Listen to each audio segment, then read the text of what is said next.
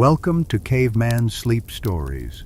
If you're here tonight, you're probably seeking rest, looking for something to quiet your mind and ease you toward sleep. What we often forget is that finding your way, truly finding your way, wasn't always as simple as checking a screen. There was a time when traveling beyond the next hill required knowledge most of us have never needed to learn. Tonight, we're going back to when getting lost could mean never being found, when knowing direction meant reading the sun and stars and land itself, and when finding your way home required carrying an entire map inside your mind.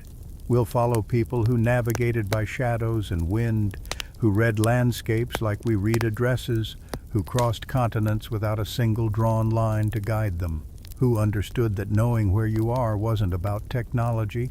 It was about observation, memory, and trusting what the world constantly reveals. If you find yourself drifting off during this journey, that's exactly what should happen. Consider subscribing so these stories can be here whenever you need them. And if this helps you rest, a like helps others find their way here too. Now, settle in. Let the confusion of modern navigation fade away. We're going back to a time when knowing how to find your way was knowing how to survive. The landscape stretches away in all directions, rolling plains broken by distant ridges, the kind of terrain where one hill looks much like another. A small group moves across open ground, steady and unhurried, carrying the tools and provisions needed for a journey that might last several days. There are no paths here, no markers, nothing written or drawn to show the way.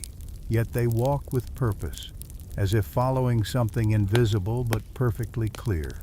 The sun climbs the eastern sky, already 2 hand-widths above the horizon.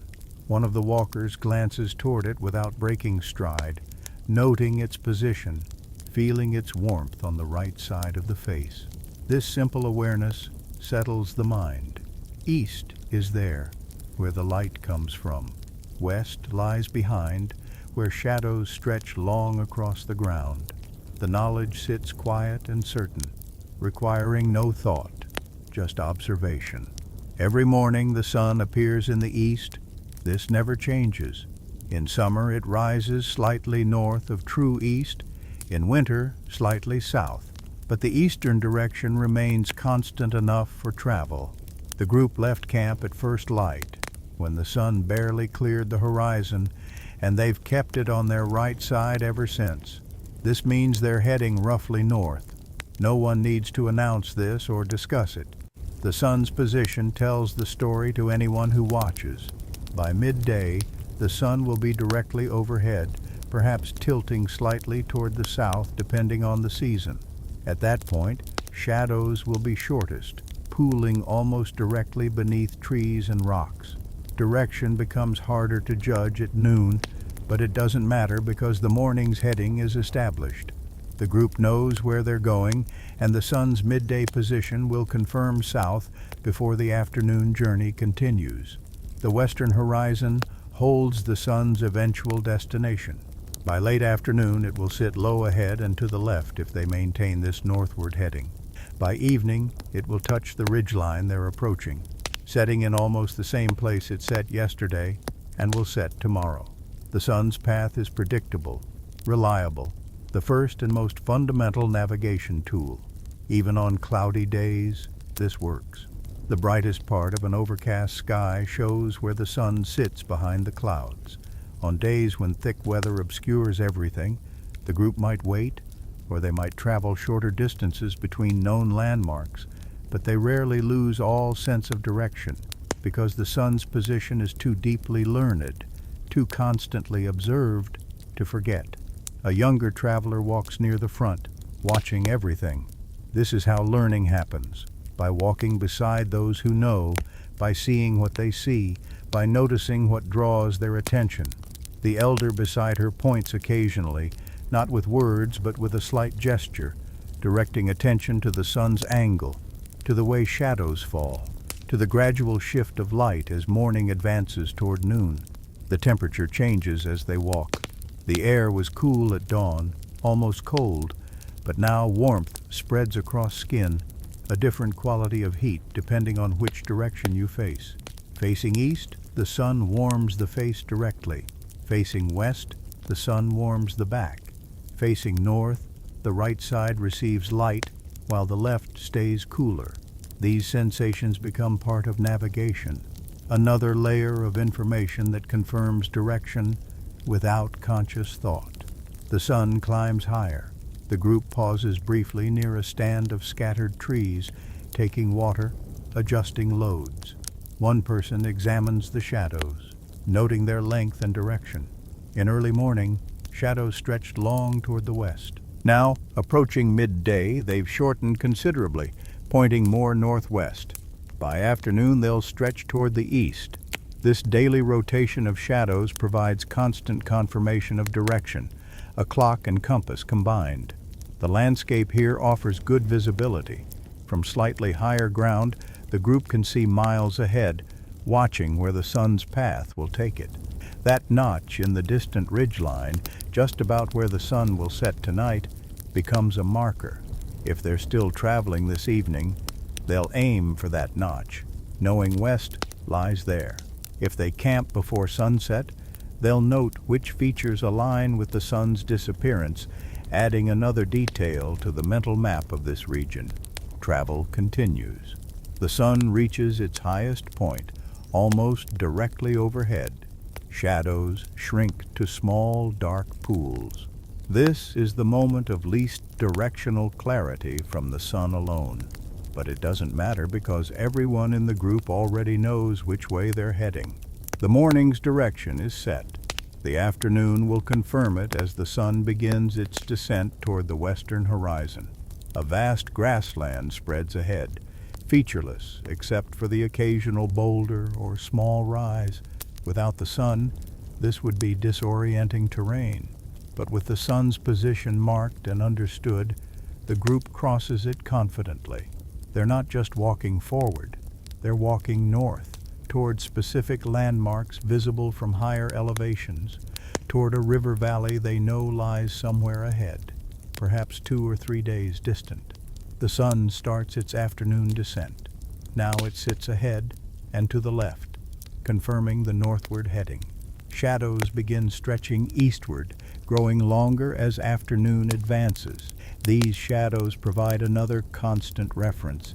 If the group needed to adjust direction, to veer more northwest or northeast, the changing shadows would show that adjustment immediately. One traveler carries a long, straight stick, using it as a walking staff. At rest stops, this stick serves another purpose. Pushed upright into soft ground, it casts a shadow. Someone marks the shadow's tip with a small stone. Time passes, perhaps enough time to eat or rest briefly, and the shadow has moved, grown longer. Another stone marks the new position. The line between these two stones points east-west. The first stone, where the shadow was shorter, indicates west. The second stone, where the shadow stretched farther, indicates east. This simple technique works anywhere, anytime the sun shines. The shadow stick method requires patience, but provides absolute certainty. If the group were traveling through forest, where the sun itself is hard to see through tree cover, they could use this technique repeatedly to maintain direction. Find a clearing, plant the stick, wait a short time, mark the shadow's movement, and direction is established. The knowledge is simple but powerful. Shadows move predictably, always sweeping from west through north to east in the northern lands, west through south to east in the southern lands. Children in the group learn this early. They see the shadow stick used. They mark stones themselves. They watch how the shadow moves, how it always follows the same pattern. By the time they're old enough to travel independently, this knowledge is so deeply embedded that they barely think about it. The sun moves across the sky. Shadows follow. Direction is revealed. The afternoon stretches on. The sun continues its descent, now noticeably lower, the light taking on a warmer golden quality. The group walks with the sun to their left, slightly behind now, confirming they're still heading north. The landscape begins to change. The flat grassland gives way to gentle slopes, the beginnings of higher terrain. This matches what they expected. The river valley they're seeking lies beyond this ridge. Evening approaches. The sun sits low on the western horizon, painting the sky in colors that spread from orange to pink to deep blue. The group finds a camping spot while enough light remains. Tomorrow morning the sun will rise again in the east and the journey will continue. The direction is clear, confirmed by countless glances at the sun, by shadows cast and observed, by the simple, reliable fact that the sun's path never changes. Someone tends the fire as darkness settles. The stars begin appearing, first the brightest ones, then gradually filling the sky. The sun has finished its work for today, but the night brings its own navigation tools. The sky becomes a map of its own, patterns written in light that have guided travelers for longer than anyone can remember. The stars emerge slowly, more appearing with each passing moment as twilight fades into night. At first, only the brightest penetrate the lingering light, but soon the sky fills with countless points scattered across darkness. To someone who doesn't know them, this might seem random, overwhelming. But to the group settling around the fire, the stars are as familiar as the landscape. More familiar, perhaps, because the stars never change position relative to each other. One star appears in the north, neither the brightest nor the largest, but unique in one critical way. While all other stars appear to move across the sky through the night, this one stays still, the North Star, fixed and constant, marking true north with absolute reliability. Find this star, and direction is never in doubt, no matter how dark the night, no matter how featureless the terrain below. But first, the North Star must be found, and it's not always obvious which one it is. The method for locating it is simple and works every clear night of the year. Look for the Big Dipper, 7 bright stars forming a shape like a cup with a handle. This constellation is large enough and bright enough to find easily once you know what to look for. The 4 stars forming the cup are arranged in a rough square, with 3 stars extending from one corner to form the handle. The 2 stars at the outer edge of the cup, the ones farthest from the handle, are called pointers. Imagine a line connecting these 2 stars. Then extend that line beyond the cup, away from the handle. Follow that line across the sky, about 5 times the distance between the 2 pointer stars themselves. The line points directly to the North Star. Someone in the group points this out to a younger traveler, not with many words, but with a finger tracing the pattern. Big Dipper, pointer stars, line extending, North Star. Once found, it's never hard to find again. The relationship between these stars never changes. Every clear night, the same pattern reveals the same fixed point.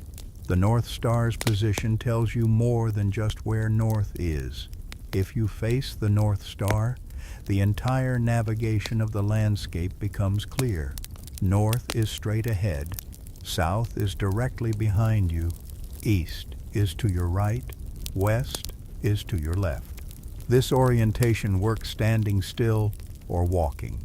As long as the North Star is visible, direction is certain. The height of the North Star above the horizon tells you something else, something travelers learn over longer journeys. In northern regions, the North Star sits high in the sky. As you travel south, it appears lower.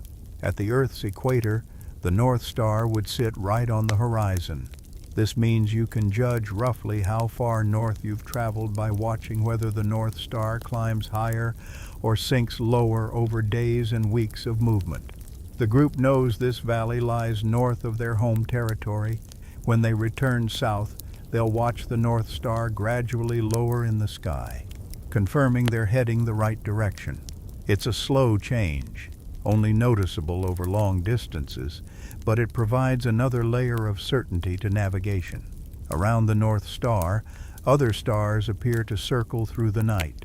This isn't random. If you watch for several hours, the pattern becomes clear. Stars near the North Star trace small circles around it.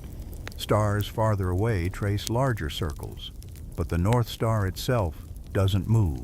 It's the pivot point, the anchor, the one constant in a slowly turning sky. This apparent rotation happens because the Earth turns, though the travelers don't think in those terms. To them, the sky rotates around the North Star, completing one full circle every night. This knowledge is useful in its own way.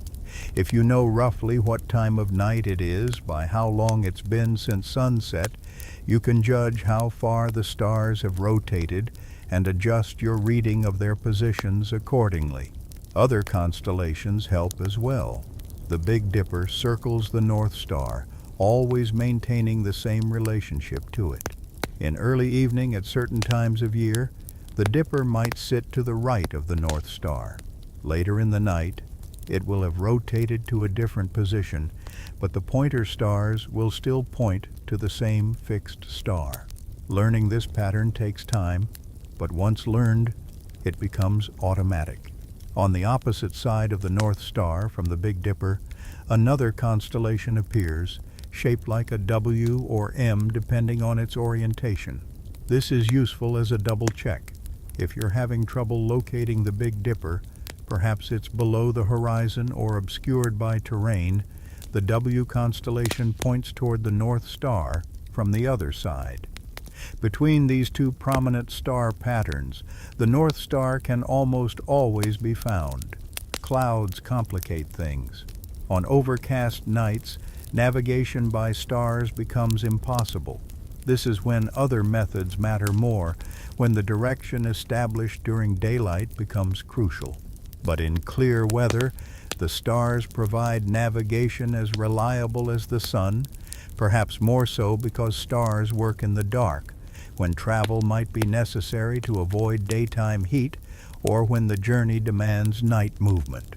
The group settles for the night, but awareness of the North Star continues. Someone rising to tend the fire in the middle hours glances up, automatically noting its position. If camp needed to be moved urgently, if some threat appeared requiring movement in darkness, the North Star would guide them. It's always there, silently marking north, requiring nothing but a clear view of the sky. The younger travelers learn to find it in all seasons, in all weathers when stars are visible. They practice pointing it out, tracing the path from pointer stars to North Star, checking their accuracy against the knowledge of their elders. This skill might save their life someday, might mean the difference between finding the way and wandering lost. So it's taught carefully, repeatedly, until it becomes instinctive. The moon rises late tonight, a half circle of light climbing the eastern horizon. Its presence adds another layer to the night sky, bright enough to cast shadows, to light the landscape in silver tones. But the moon doesn't help with direction tonight, not the way the North Star does. The moon moves across the sky, rising in different places depending on its phase, setting in different places. It's useful for other things, for timing, for light, but not for the fixed directional certainty the North Star provides. As the night deepens, the stars slowly rotate around their fixed center. The Big Dipper moves through its arc. Other constellations rise and set, but the North Star remains constant. Someone keeping watch through the night could track time by the star's positions, could know roughly how many hours until dawn by how far the familiar patterns have rotated, but mostly, the stars provide comfort, a reminder that even in darkness, direction is never truly lost. Morning will come eventually, bringing the sun back to guide the day's travel. But for now, the North Star does its quiet work, marking north for anyone who looks up. The fire burns low. Most of the group sleeps. The land stretches dark in all directions, and overhead the fixed point holds steady, a navigation aid more reliable than any device, requiring only knowledge and a clear night sky. Tomorrow the journey continues northward, confirmed by sun and shadow through the day, by the North Star through any night travel. The landscape changes as the group moves, but the sky's guidance remains constant. Dawn arrives with the sun rising exactly where it should, in the east, confirming yesterday's navigation was accurate. The group breaks camp and continues north, climbing gradually into more elevated terrain. The character of the landscape shifts noticeably now. The flat grasslands are behind. Hills roll in long waves, building toward genuine mountains visible in the far distance. This changing terrain provides its own navigation, different from sun and stars, but equally reliable. The shape of the land itself tells stories, reveals directions, guides movement for those who know how to read it. The group doesn't just see hills randomly arranged. They see patterns, relationships, the structure that underlies visible terrain. Water shapes land. This is one of the fundamental truths. Water falls from the sky, soaks into earth, gathers into trickles. Trickles join into streams. Streams combine into rivers. Every feature of the landscape exists in relationship to this flow. The highest points are where water begins its journey downward. The lowest points are where water collects and runs strongest. Understanding this provides a framework for navigation more detailed than any drawn map could be. The group stands on a ridgeline, looking down into a valley where a small stream glints in morning light. This ridge runs roughly northwest to southeast, visible for miles in both directions. To the southwest lies another parallel ridge, perhaps half a mile distant. Between them, the valley carries water northward, following the gradual descent of the land. This is a watershed, a natural drainage, and it tells the travelers exactly where they are in the landscape structure. Follow any ridge, and you're following the high ground where water divides, flowing down both sides. Ridges connect to each other, forming networks of elevated terrain. Where ridges meet, peaks rise. Where ridges descend, they eventually sink into broader valleys. Learning to see these relationships transforms random terrain into an organized system. The group's destination lies north, beyond this ridge system. The easiest travel keeps them high, following ridges where possible, rather than descending into valleys, only to climb out again. Ridge travel also provides visibility. From elevated ground, landmarks appear that would be invisible from valley floors. That distinctive rock formation 3 ridges over, that notch in the distant mountains, that patch of different vegetation marking a spring, all visible from up here, useful for maintaining direction. But ridges don't always run the right direction. Sometimes travel requires crossing them, descending into valleys, finding the best place to pass through. This is where understanding terrain structure matters most. Water always runs downhill, taking the path of least resistance. The paths water carves are often the easiest routes for humans as well. The group spots a notch in the ridge ahead, a low point where the elevation dips. This is called a saddle or a pass, the place where crossing becomes simplest. Rather than climbing to the ridge's highest point and descending the steep far side, they aim for the saddle. The approach is gentler, the descent easier. Water probably flows through here during heavy rains, carving a slight channel that makes footing more stable. As they reach the saddle, the view opens across the next valley. Another stream, larger than the first, runs northwest through broader terrain. Beyond it, more ridges rise, building toward genuine mountains that form the horizon. The group pauses, reading the land, understanding where they are in the larger structure. The valleys here all drain in the same general direction, northwest, toward some larger river system that carries water from these mountains toward distant lowlands. This tells them about direction. If they descended into any of these valleys and followed the water downhill, they would end up going northwest. To travel northeast, they need to cross valleys, following ridges that run that direction, or angle across the valley's sides, moving at right angles to the streams. The mountains ahead are the key landmark for this journey. They mark the northern boundary of known territory. The group will reach their base by tomorrow if travel goes well. Those peaks rise 8,000 or 9,000 feet higher than the current elevation, visible for days of travel in clear weather. They serve as a constant reference point, a massive landmark impossible to miss or mistake for anything else. One of the older travelers points out details to the younger ones. See how that valley curves? That means the land slope changes there, probably marking a change in the underlying rock.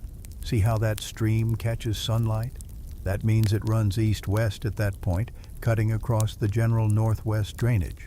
These observations build a mental picture of terrain, layer by layer, detail by detail. The shape of the land reveals other things too. Areas where ridges bunch close together suggest steeper terrain, harder travel. Broad valleys indicate gentler slopes, easier movement. Dark vegetation in valley bottoms marks permanent water. Sparse vegetation on exposed ridges suggests wind-scoured conditions. Each detail adds to the navigational understanding. The group descends from the saddle into the next valley, angling across its slope rather than dropping all the way to the stream. This maintains elevation while crossing the drainage. On the far side, they'll climb toward the next ridge, continuing the pattern. Over days of travel, this creates a route that undulates with the terrain while maintaining general direction. Slopes tell their own stories. A gentle slope suggests thick soil and easier walking. A steep slope might mean exposed rock, requiring careful footing. South-facing slopes receive more sun, so vegetation grows differently there than on north-facing slopes. These differences become navigation aids. That hillside covered in certain plants must face south. Therefore, north is on the opposite side. Elevation provides another layer of information. As the group climbs higher, the air cools slightly. Certain plants stop appearing, others become more common. Experienced travelers know roughly what elevation they're at by what grows around them. This matters because elevations can be estimated from a distance. Those mountains look like they reach 11,000 or 12,000 feet, based on snow visible near their peaks. The group currently travels at maybe 7,000 feet. This understanding of vertical position in the landscape adds to the horizontal sense of direction. Water features become navigation anchors. That stream in the valley definitely flows northwest, joining other streams, eventually becoming a river. If the group needed to return to their home territory, they could follow that stream downhill, knowing it leads toward familiar lowlands. Moving against the flow of water takes you uphill, toward headwaters, toward higher elevations. This simple principle makes getting lost much harder.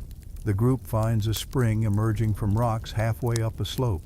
Water bubbles out clear and cold, evidence of deep underground flow finding its way to the surface. This spring will be remembered as a landmark. Next time someone travels this route, they'll know to expect water here. It becomes part of the mental map, a reliable feature in an otherwise changeable landscape. By afternoon, the character of the terrain shifts again. The ridges grow more pronounced, the valleys deeper. The group is definitely climbing overall, approaching the mountain foothills. The vegetation changes, fewer broadleaf plants, more conifers adapted to higher elevations. These changes confirm navigation. Moving toward the mountains means climbing, means different plants, means sharper relief in the terrain. As evening approaches, the group camps near a ridge top where views stretch in multiple directions. Behind them to the south, the lower terrain they've crossed appears as a series of parallel ridges fading into distance. Ahead to the north, the mountains loom much closer, individual peaks now distinguishable. East and west, the ridges run in clear lines, marking the structure of this entire region. Someone traces the route they've traveled, pointing to distant landmarks still visible in the fading light. We started there, crossed that ridge, descended to that valley, angled across to here. The mental map is physical, visible in the actual terrain.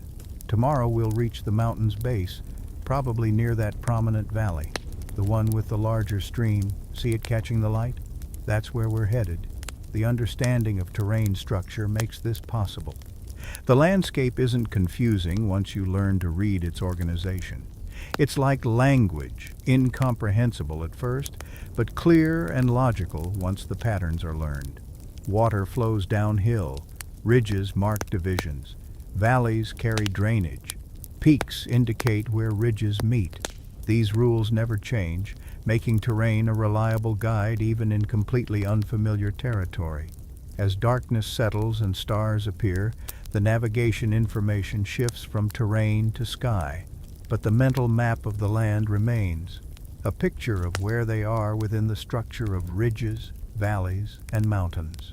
Tomorrow the journey continues, guided by terrain and sun and the constant knowledge of where they're going in relation to where they've been. The stream that glints in morning light below the camp runs steadily northwest, carving its channel through rock and soil, moving inexorably toward lower ground. The group descended to it after breaking camp, and now they follow its course, walking along the bank where terrain allows, sometimes climbing higher where the stream cuts through narrow channels, but always keeping it close. Water provides one of the most reliable navigation aids, a liquid pathway that always leads somewhere, that never truly stops or reverses, that connects landscape in ways both visible and logical. The stream here flows about 10 feet wide and ankle deep, clear enough to see the rounded stones of its bed. It moves with purpose but not violence, chattering over small drops, pooling in wider sections, splitting briefly around boulders before rejoining itself. The sound of it creates a constant presence, a reminder of direction even when dense vegetation blocks the view of the water itself. Understanding how water moves transforms landscape navigation. Water always flows downhill, taking the path of least resistance. This means streams naturally find the gentlest routes through terrain, avoiding the steepest drops when possible, cutting through softer material, flowing around harder obstacles. Following a stream means following one of nature's roadways, a route that requires minimal climbing, minimal struggle with difficult terrain. The group travels downstream, moving northwest with the water's flow. This takes them toward their destination, toward the larger valley system they know lies ahead. If their goal was to reach higher elevations, they would walk upstream, following the water toward its source, climbing as the stream climbs. If they needed to find other travelers or groups, following streams downstream leads eventually to places where people gather, where resources concentrate, where routes converge. Streams also provide certainty about location within a watershed. This stream flows northwest, and the group knows from previous journeys that it joins a larger river about 2 days' travel ahead. That river runs more directly north, eventually flowing through the mountain gap that marks the edge of known territory. So following this stream establishes position, confirms direction, ensures the route stays true. Where streams meet, decisions must be made. The group reaches a junction where another stream enters from the northeast, combining its flow with the one they're following. The joined water runs stronger, deeper, the channel wider. This confluence creates a landmark, a distinctive feature that will be remembered and recognized if anyone passes this way again. It also provides information. That side stream drains terrain to the northeast, territory the group hasn't explored but might investigate someday. They stay with the main flow, continuing northwest. The valley broadens as water volume increases, More vegetation grows along the banks, drawing life from the permanent moisture. Trees cluster thicker here, their roots finding purchase in the rich soil deposited by occasional floods. The group walks in shade more often now, the stream's corridor creating a distinct micro-environment. Fish move in the deeper pools, small ones mostly, darting away from shadows passing overhead. The presence of fish confirms the water's quality, adds the possibility of food if needed. Good water attracts animals, and indeed tracks mark the mud at the stream's edge. Deer, possibly elk, smaller marks from countless other creatures. These tracks tell stories of their own, of other users of this route, of the stream's importance to all living things in this landscape. The stream's course isn't straight. It meanders, curves, sometimes loops back on itself, creating a longer path than a direct route would require. But the overall direction remains consistent, northwest, downhill, toward the river that drains this entire region. The group doesn't follow every twist. Where the stream makes extreme bends, they cut across, rejoining it farther along. This saves distance while maintaining the stream as a navigational reference. In places where the stream flows through narrow canyons, the group climbs above, finding routes along the rim where walking is easier. But they never lose sight or sound of the water below. It remains the guide, the thread connecting this journey's sections into a coherent whole. Even when afternoon clouds build and obscure the sun, even when terrain blocks views of distant landmarks, the stream's presence ensures direction is never lost. The sound of moving water changes with landscape. Over rocky beds, it chatters and splashes. Through deep pools, it quiets to a murmur. Around tight bends, it might roar briefly where the current concentrates. These acoustic signatures become part of navigation. A traveler familiar with this route would recognize sections by sound alone, knowing approximately where they are by listening to the stream's voice. The group reaches a place where the stream drops sharply, creating a small waterfall perhaps twice the height of a person. The water crashes into a deep pool, sending spray that catches afternoon light in brief rainbows.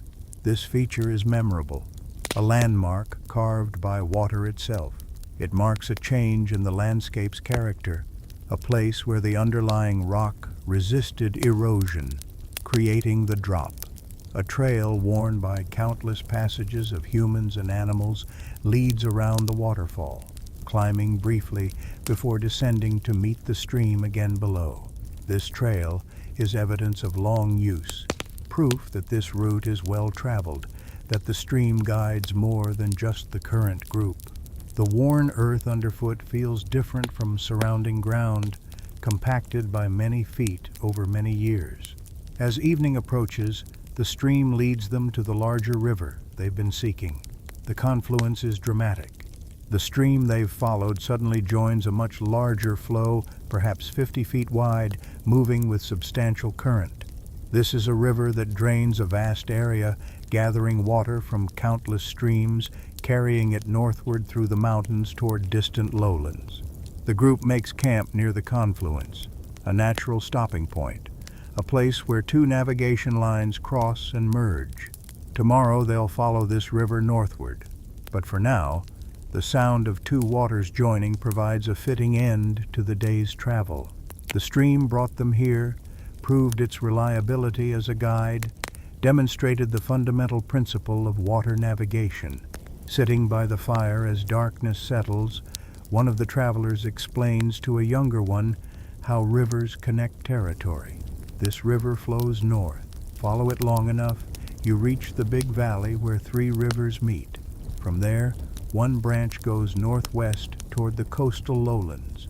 Another goes northeast into the high plains. The third continues north into the deep forests. Every stream, every river is part of a network. Learn the network, and you can navigate vast distances just by following water.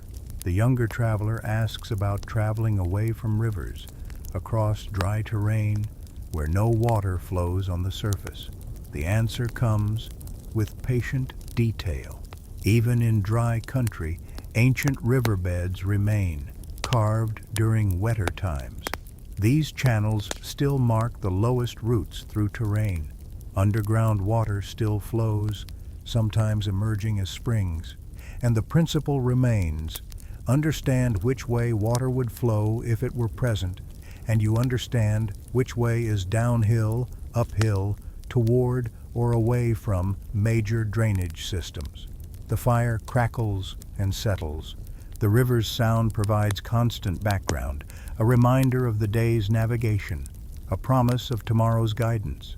Water has led them here and will lead them onward. In a landscape without maps, without marked trails, the rivers and streams write directions in flowing lines, always moving, always pointing the way, requiring only observation and understanding to read their message clearly. Morning brings the decision to leave the river, at least temporarily. The group's destination lies northeast, but the river flows north through increasingly rugged terrain. Better to cut away from the water, crossing higher ground where travel is more direct, rejoining the river system farther along where another tributary drains the region they need to pass through. This means traveling without the river's guidance for a time, relying on other navigation methods. The sun provides basic direction. The terrain structure, learned from yesterday's travel, suggests the best route. And ahead, visible from any high point, distinctive landmarks create a chain of waypoints that will lead them where they need to go. The most prominent landmark rises about 5 miles ahead. A massive boulder perched on a hillside, its shape distinctive even from distance. It's larger than any dwelling, probably ancient beyond memory, deposited by ice or split from the mountain in some past upheaval. It's visible for miles in clear weather, impossible to mistake for anything else, and it marks a crucial point in the journey. Landmarks like this anchor navigation in ways that sun and stars and terrain structure cannot. Celestial features tell you direction. Terrain tells you position within a watershed, but landmarks tell you exactly where you are in relation to specific places, allowing precision that broad methods alone can't provide. That boulder isn't just a rock, it's a reference point, a destination, a marker that confirms successful navigation when reached. The group travels northeast, keeping the boulder in sight as terrain allows. The land here rolls in complex ways, making straight-line travel impossible. They climb rises to check the boulder's position, descend into hollows where it disappears, emerge to find it again, always closer. This pattern of visible and hidden creates navigation rhythm. Check landmark, travel toward it, check again, adjust if needed, continue. Other landmarks supplement the boulder. A dead tree, its white trunk visible against darker living forest, marks a ridgeline they'll cross. A distinctive rock formation, 3 pillars standing together, appears to the east, providing a reference for maintaining direction. A lone pine, much taller than surrounding vegetation, rises from a hilltop several miles away. Each of these features creates a node in the navigational network, a point of certainty in otherwise ambiguous terrain. The key to effective landmark use is selection. Not every feature makes a good landmark. The best ones are distinctive, permanent, visible from distance, and impossible to confuse with similar features. A single large boulder works, a field of similar boulders doesn't. A uniquely shaped tree works until it falls. A cliff face with a particular profile works for generations. Learning which features are reliable comes with experience, with hearing about landmarks from those who've traveled before, with returning to find them unchanged. The group reaches the great boulder by mid-afternoon. Up close, it's even more impressive, 20 feet high, covered in pale lichen, its surface weathered smooth by countless years of wind and rain. Smaller rocks litter the ground around it, probably pieces that split off long ago.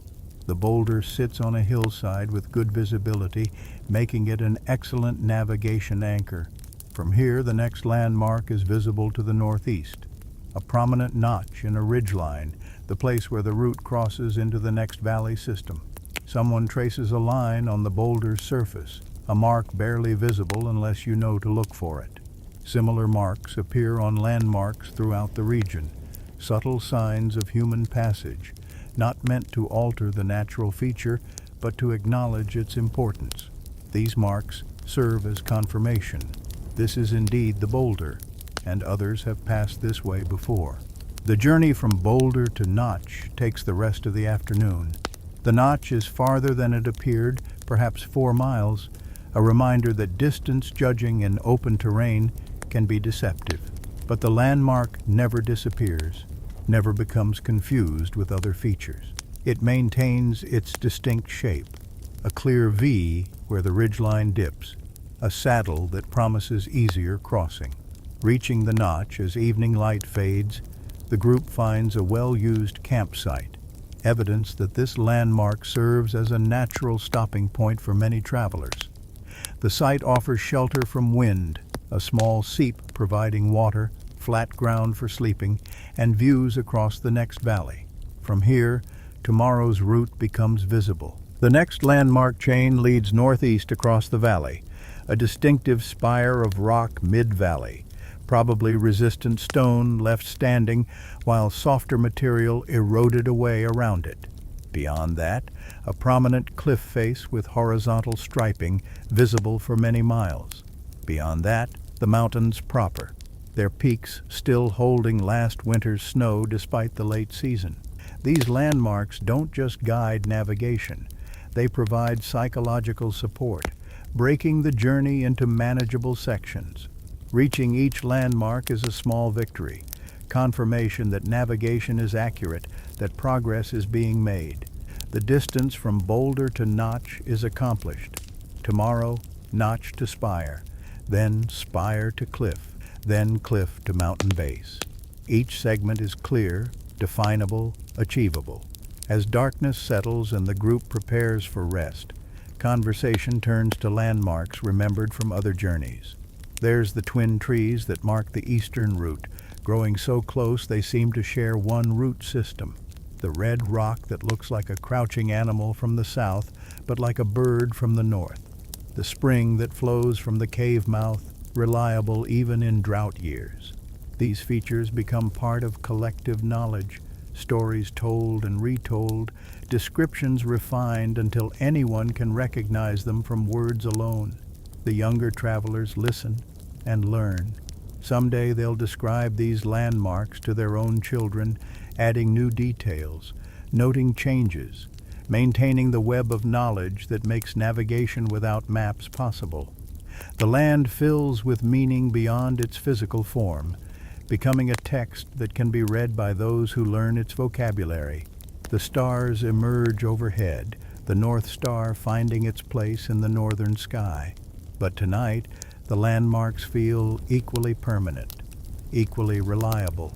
That boulder has probably stood for thousands of years. The notch in the ridge was carved by Ice Age glaciers, unchanged in human memory.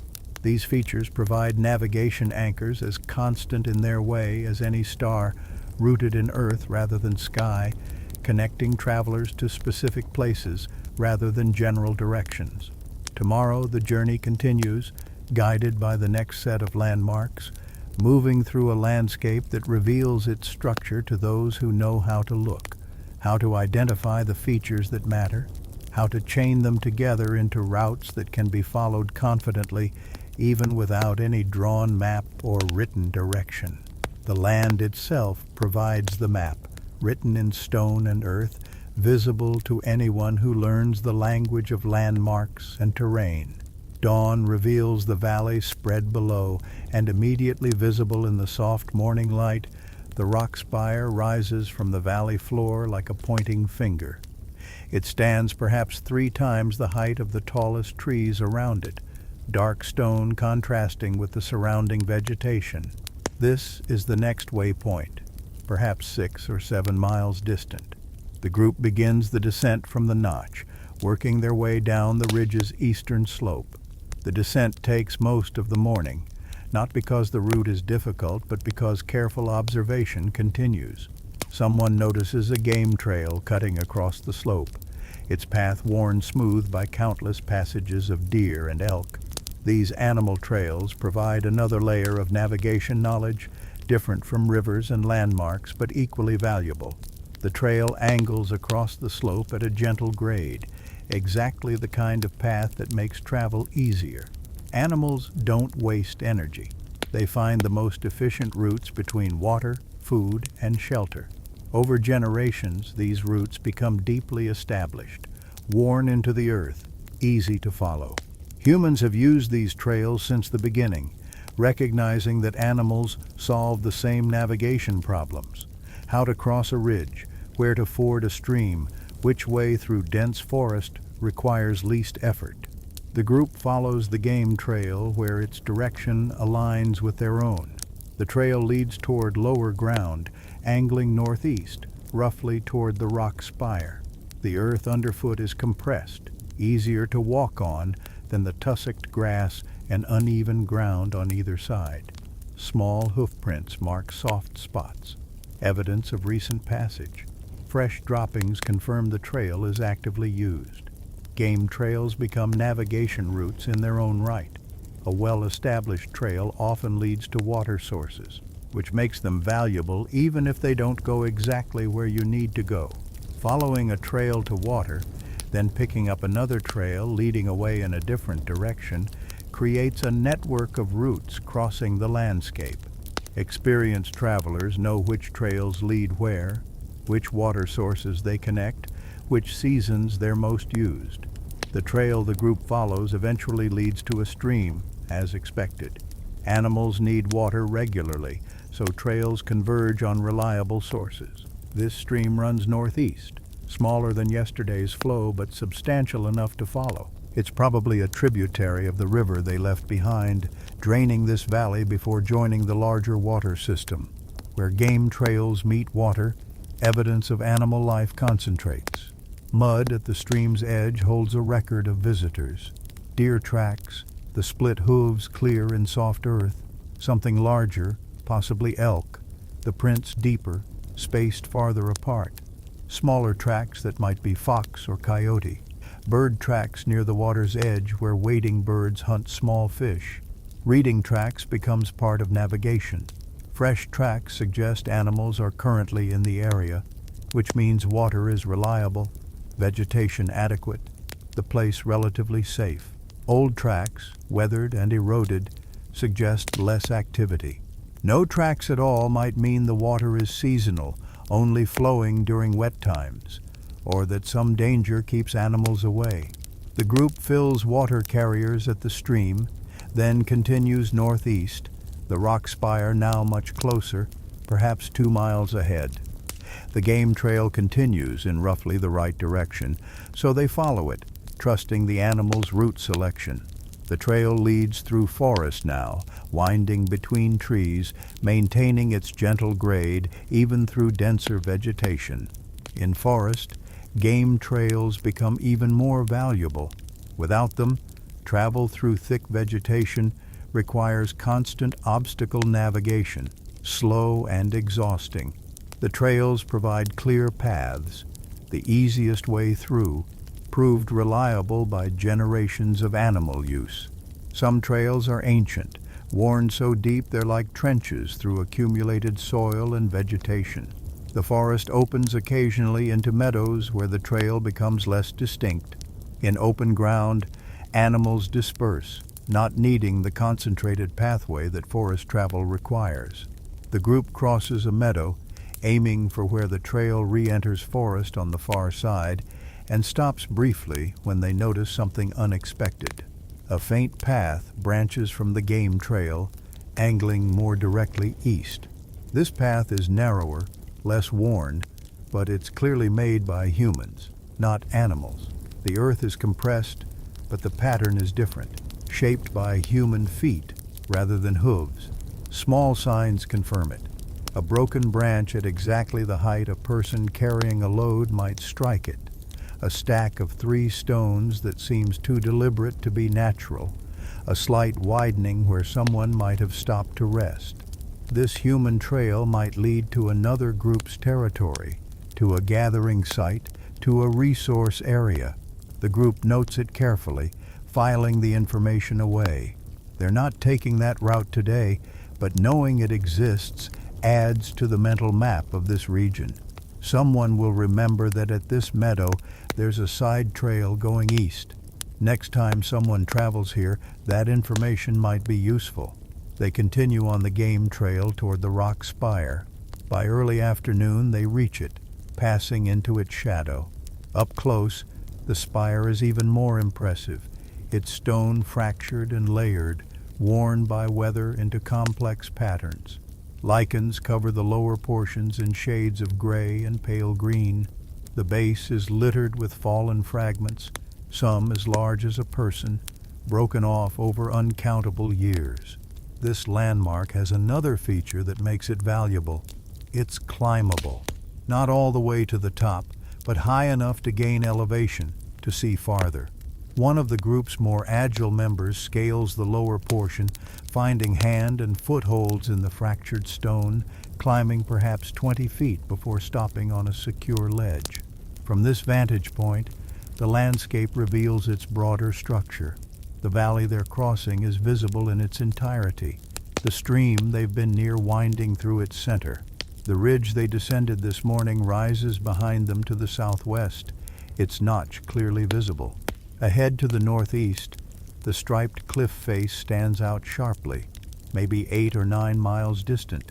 Beyond that, the mountains rise in clear progression, peaks layered against each other, the closest ones showing detail, the distant ones fading into blue haze. The climber also spots something not visible from ground level, another game trail, larger than the one they've been following, running along the valley's northern edge. That trail probably connects to the main river valley, offering an alternative route. The information is shared once the climb is descended, discussed briefly, then filed away. The group continues on their current course, but now they know about the other option. Animal trails provide navigation through their patterns as much as their physical presence. Where multiple trails converge, important resources exist. Where trails diverge, choices can be made based on destination. Where trails are absent, conditions are likely harsh or resources scarce. Reading these patterns turns the landscape into a readable network. The group continues northeast, no longer following the game trail but keeping it in sight, using it as a reference line. The valley floor is more open here, making direct travel possible.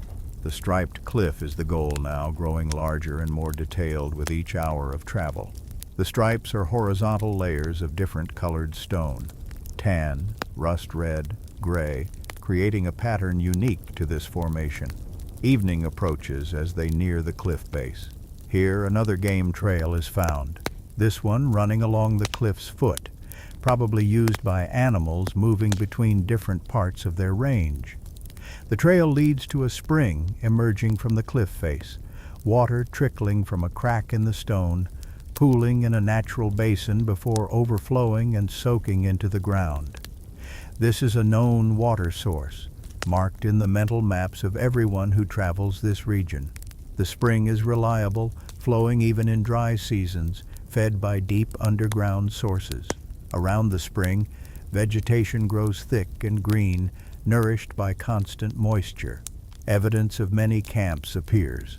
Fire-blackened stones, cleared sleeping areas, even a rough shelter frame of stacked stones providing windbreak. The group makes camp here, at the junction of cliff, spring, and game trails. This place is a node in the navigation network, where multiple routes and resources intersect. From here, paths lead in several directions. Northeast toward the mountains, northwest along the cliff base toward the river valley, southeast back toward home territory, southwest toward other resources.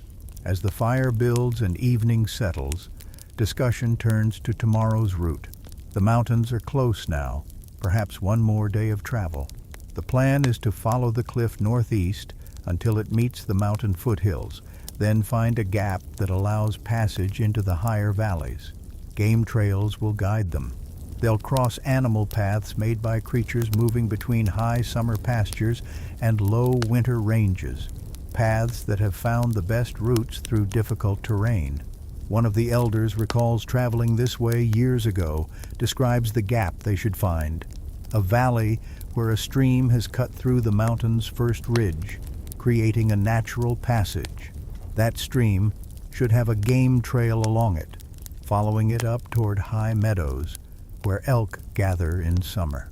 The landmark to find is a split boulder, larger than the spire they passed today, broken in half by ice or lightning, the two pieces leaning against each other.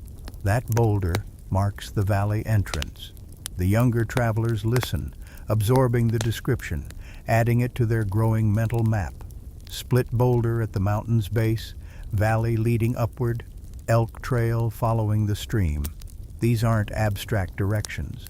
They're concrete features that can be recognized, waypoints in a journey that has been made before and will be made again. The fire settles. The spring's trickling provides quiet background sound.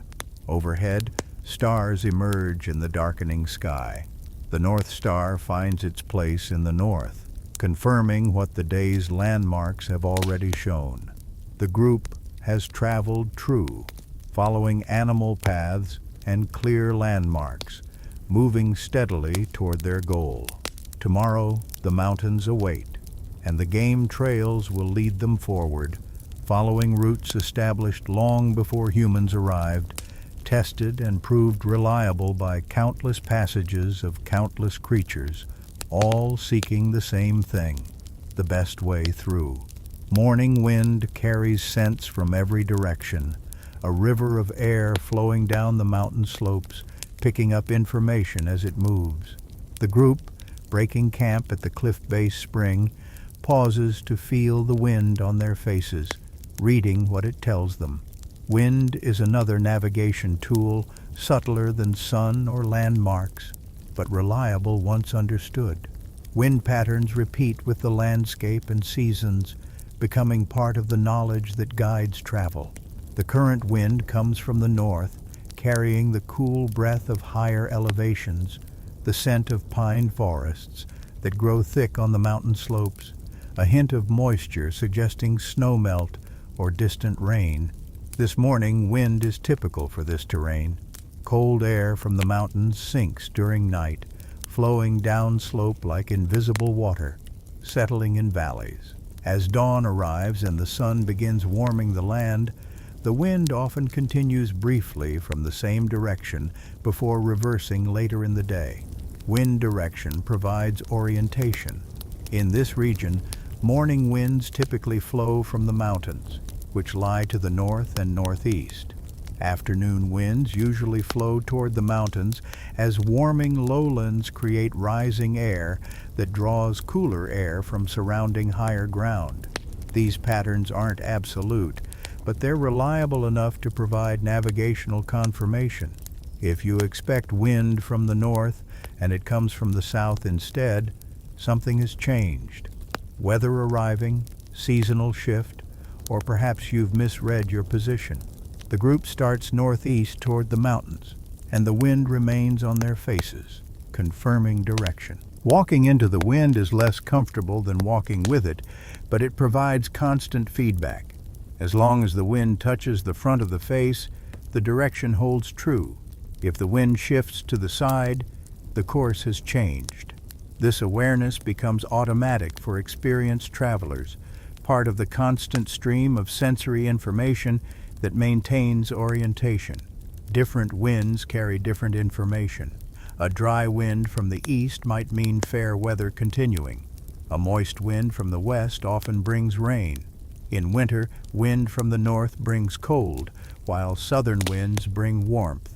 These patterns vary by region, but in any given area, they're consistent enough to predict weather and guide decisions about when to travel, when to shelter, when to push forward or wait.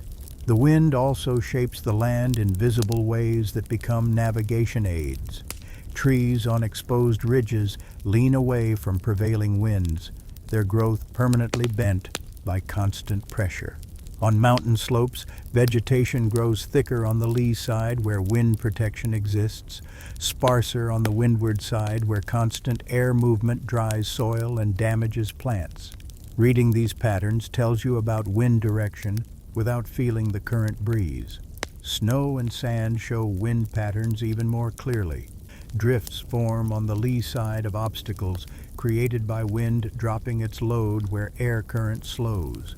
In winter, knowing the prevailing wind direction helps predict where drifts will block travel and where wind-scoured areas will provide easier passage. In sandy terrain, dune shapes reveal wind direction. The steep face of a dune is the lee side. The gentle slope faces into the wind. The group travels through varied terrain, and the wind's feeling changes with each landscape type. In open ground, wind moves freely, steady and strong. Entering forest, the wind breaks up, becoming turbulent, coming in gusts and lulls as it moves around trees. In valleys, wind funnels and strengthens, channeled by surrounding slopes. Each change in wind sensation provides information about the terrain, adding to the understanding of position and surroundings. By mid-morning, the wind begins to shift, a sign that the day is warming, the land's heat starting to create new air movement patterns. The wind lightens, becomes variable, then settles into a gentle flow from the southeast, reversing the morning's direction. This shift is expected, normal for this terrain at this time of day. It provides temporal information as well as directional. The sun is climbing toward its highest point, morning transitioning to midday. The group reaches the split boulder described the previous evening, finding it exactly as described, massive, broken in two, the halves leaning together forming a natural archway. The boulder sits at the entrance to a valley that cuts into the mountain's first ridge, exactly as remembered. A stream flows from the valley, and beside it, a game trail winds upward, following the water toward higher ground. Here the wind flows down the valley, channeled by its walls, stronger than in open terrain. This valley wind is predictable, flowing downslope at night and morning, reversing to flow upslope in afternoon as sun-warmed air rises. Standing at the valley entrance, the wind's current behavior confirms the time. It's still flowing downslope, still morning, but weakening as the reversal approaches. The group enters the valley, following the game trail upstream. The trail stays near the water but slightly elevated, avoiding areas that might flood during heavy rain. The path shows deep use, worn smooth by countless passages of elk, deer, and possibly larger animals in the past. The valley walls rise steeply on both sides, funneling both water and air in predictable paths. As they climb, the wind eventually reverses, beginning to flow upslope as expected. The change is gradual, the down valley wind weakening, stilling, then a few gentle puffs from the opposite direction, gradually strengthening into steady up valley flow. This reversal marks the transition from morning to afternoon, confirmed when the sun reaches its highest point, shadows pooling directly beneath trees and rocks. The upslope wind carries different scents than the morning's downslope flow. Now it brings smells from lower elevations, sun-warmed grass, dust from dry ground, the vegetation of lower zones. The morning wind brought scents from above, pine, snowmelt, the cooler air of altitude. These scent changes add another layer to wind navigation, telling not just direction, but also something about what lies in that direction. Higher in the valley, trees grow thick on one side, sparse on the other. The dense growth is on the eastern slope, the sparse growth on the western slope. This pattern reflects prevailing afternoon winds that blow primarily from the west, dried by mountain crossing, creating harsher conditions on west-facing slopes. The eastern slopes receive more moisture, more shelter, supporting thicker vegetation. Reading these patterns tells an experienced traveler which way is east and west without seeing the sun. The group pauses to rest near mid-afternoon, and from this higher vantage point, the wind's behavior becomes even more apparent. Looking back down the valley, they can see vegetation moving in waves as gusts flow upslope. See how wind accelerates through narrow sections and slows where the valley widens. Understanding these patterns helps predict what lies ahead. Narrow canyons will have stronger winds, open basins will have calmer conditions. As the day progresses toward evening, the up-valley wind begins to weaken, preparing for its nightly reversal.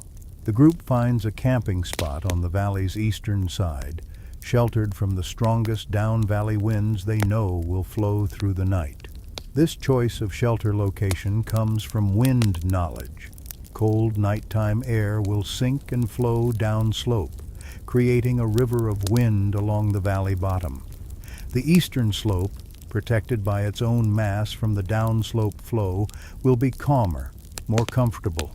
Evening settles, and sure enough, the down valley wind begins, flowing cool and steady from the heights above. The group's shelter sits just above this flow, protected by terrain, comfortable, while the valley bottom experiences constant breeze. This is practical application of wind knowledge, not just using wind for navigation, but understanding it well enough to find comfort in the landscape. Around the fire, discussion turns to wind patterns in other regions. In the open plains, wind flows more consistently, often from the same direction for days at a time. In coastal areas, wind alternates daily between land and sea breezes, flowing offshore at night, onshore during day. In mountain regions like this one, wind follows the terrain, flowing up and down slopes in daily cycles, channeling through valleys, spilling over ridges. A traveler knowing these patterns can maintain orientation even in conditions that obscure other navigation methods. In heavy rain that blocks views of landmarks, wind direction still provides guidance. In darkness, when stars are hidden by clouds, wind still flows from predictable directions. In featureless terrain where landmarks don't exist, wind patterns shaped by distant terrain features still provide orientation.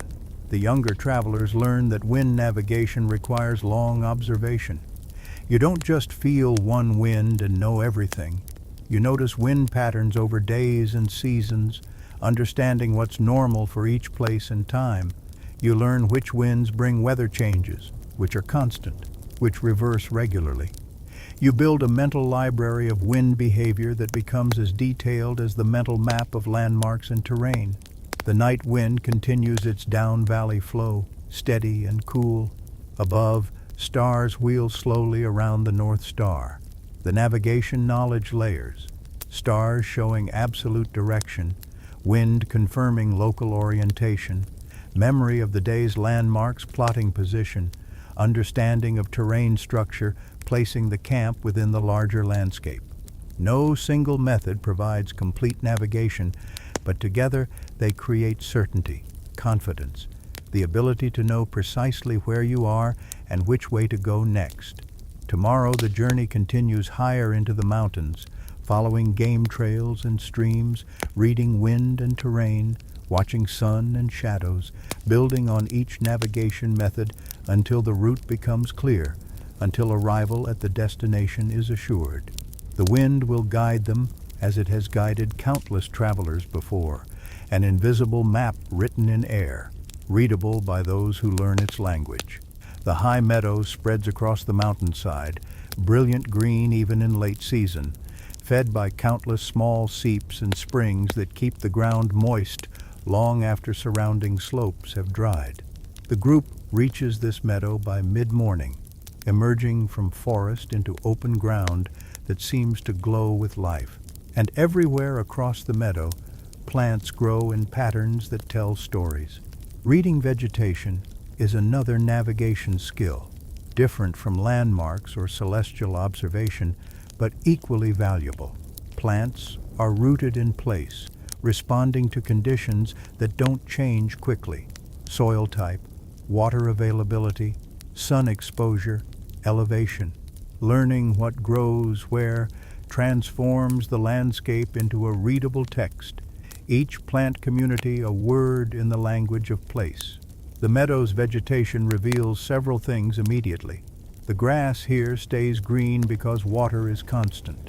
The plants are species that thrive in high elevation wetlands.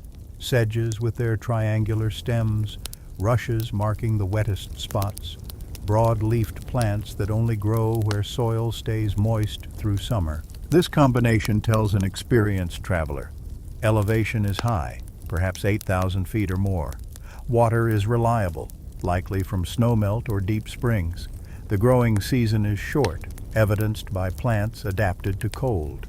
Around the meadow's edges, different plants appear. Conifers dominate, species that grow at this elevation, their presence confirming the altitude reading suggested by the meadow vegetation. Below these elevations, different tree species would appear. Above this zone, trees become stunted, eventually giving way to true alpine conditions. The traveler learns to recognize these elevation bands, using them like contour lines on a map, understanding vertical position by reading what grows. The group crosses the meadow, and someone points out a plant growing in scattered patches, a species with distinctive divided leaves and small clustered flowers. This plant only grows in certain soil conditions, typically found on slopes that receive morning sun but afternoon shade on eastern exposures. Its presence confirms orientation. They're on the eastern side of the mountain, as expected. On western slopes, a different plant community would dominate, species adapted to hot afternoon sun and drier conditions. Water appears in the meadow as a small stream, barely more than a trickle, but its course is marked by the thickest vegetation. Following these green lines reveals water routes even when the water itself is hidden by plants. In drier seasons, the stream might vanish underground in places, but the vegetation it supports continues, marking where water flows beneath the surface, where it might be reached by digging.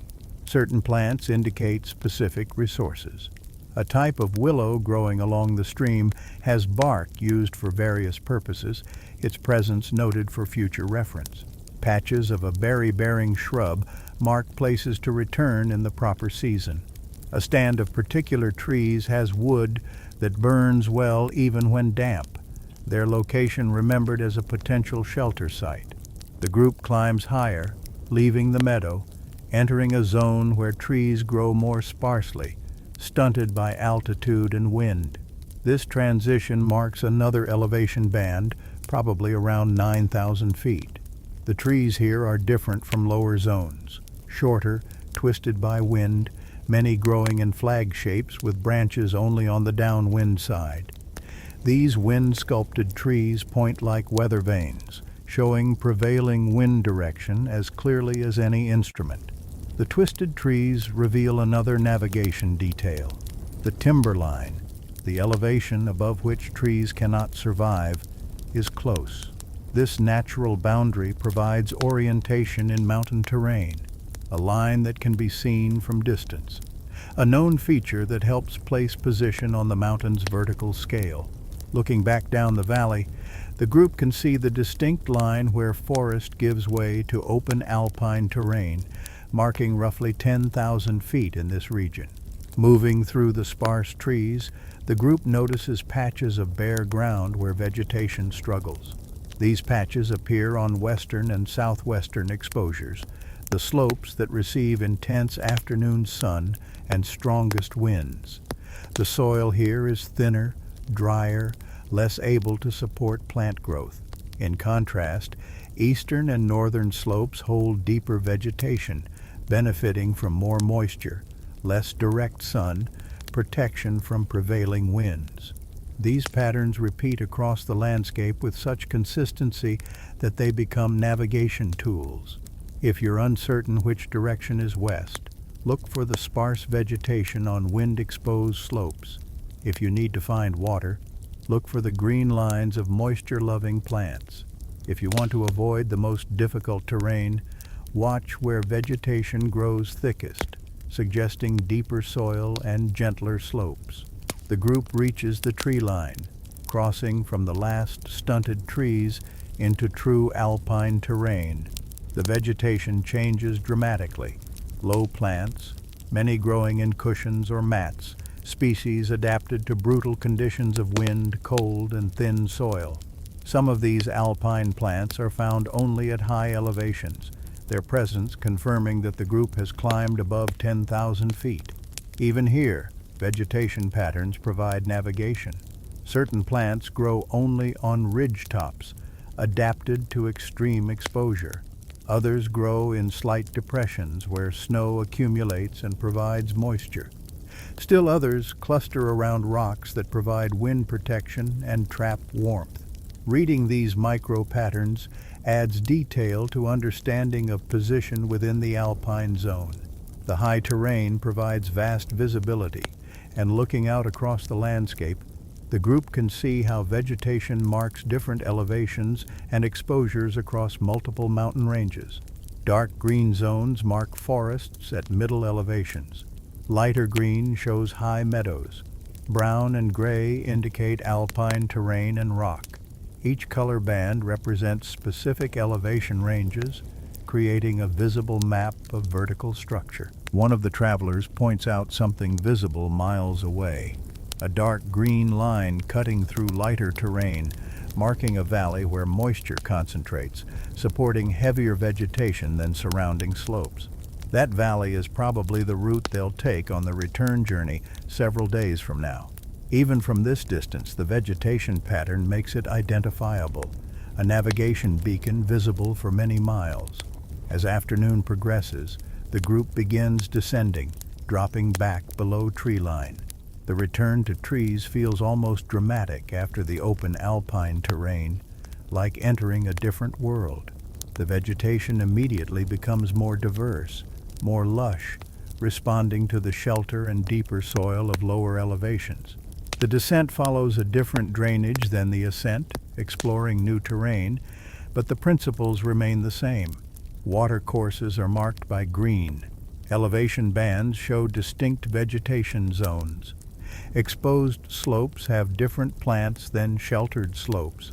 Reading these patterns, the group navigates confidently through unfamiliar terrain, knowing that vegetation tells them constantly about where they are, what conditions exist, what resources might be available. By evening, they reach a good camping elevation, around 7,000 feet, where forest is thick but not too dense, where water is reliable, where elevation provides views but isn't so high that night cold becomes uncomfortable. The camp is chosen partly by reading vegetation. The forest composition suggests good soil and reliable water. A patch of certain shrubs indicates animal activity and thus probably game trails to follow tomorrow. The presence of dead standing trees promises good firewood. Sitting by the fire, one of the elders explains how vegetation knowledge extends beyond individual plants to whole communities. When you see those three types of trees growing together, you know you're between 6,000 and 7,000 feet. When certain shrubs appear, spring water is close. When grass changes from one type to another, you've crossed onto different soil, usually meaning you've moved from one rock type to another, which tells you about terrain structure. The younger travelers absorb this, understanding that learning vegetation requires years of observation, but provides navigation information that never disappears, that works in any weather, that becomes more detailed the more you learn. A map can be lost or destroyed. The sun can be hidden by clouds, but plants stay where they grow, constantly broadcasting information about elevation, water, direction, soil, and countless other conditions that help travelers know where they are and where they're going. The fire burns steadily, casting flickering light on the surrounding trees. Tomorrow, the journey continues, guided by vegetation as much as by any other method, reading the landscape's green text, following the stories plants tell about the earth they grow from, navigating by the living map that covers the land in layers of information waiting to be read. The moon rises late tonight, its shape a thick crescent, not quite half full, climbing above the eastern ridge with pale light that transforms the landscape into silver and shadow. The group, settled around the fire, watches it rise, and for those who know how to read it, the moon provides navigation information as useful in its way as the sun or stars, though more complex, requiring deeper understanding of its changing behavior.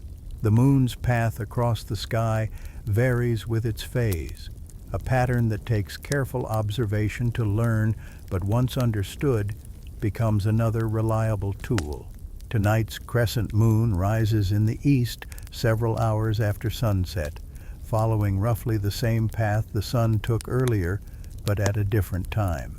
This relationship between moon phase and rising time is predictable, repeating in monthly cycles that experienced travelers learn to anticipate.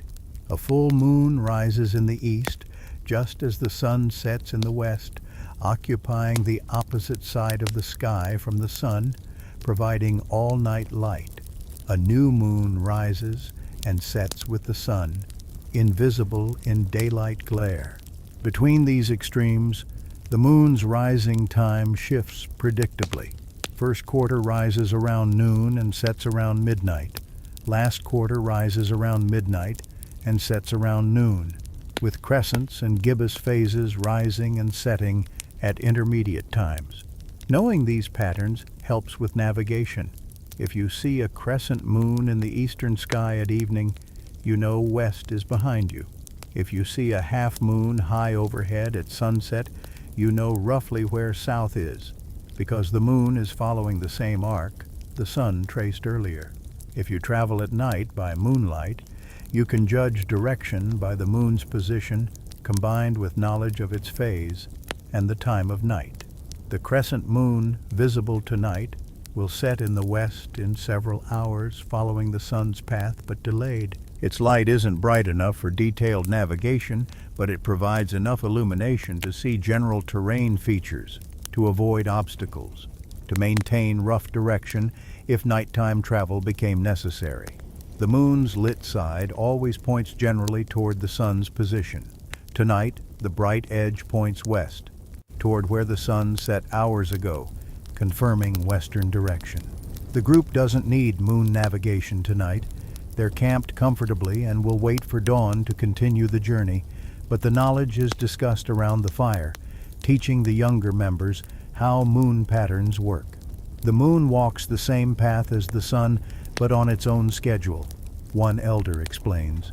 Learn when it rises and sets for each phase, and it becomes another guide, especially useful when you need to travel at night. Moon navigation becomes more valuable at certain times. During full moon periods, the bright light allows nighttime travel almost as safely as daylight. Useful when heat makes day travel difficult or when speed is necessary. The full moon rising in the east as the sun sets in the west provides absolute directional certainty at the day's transition. During new moon periods, darkness is complete, making star navigation essential and highlighting why learning the North Star and other celestial markers matters so much. The moon's path across the sky changes with seasons, just as the sun's does. In summer, the moon's arc is lower, swinging through the southern sky in the northern lands. In winter, it tracks higher, sometimes nearly overhead. These seasonal changes add complexity, but also provide additional information. If the moon is tracking low, summer is here. If it's tracking high, winter approaches. The group watches the crescent sink toward the western horizon, its light gradually fading as it descends.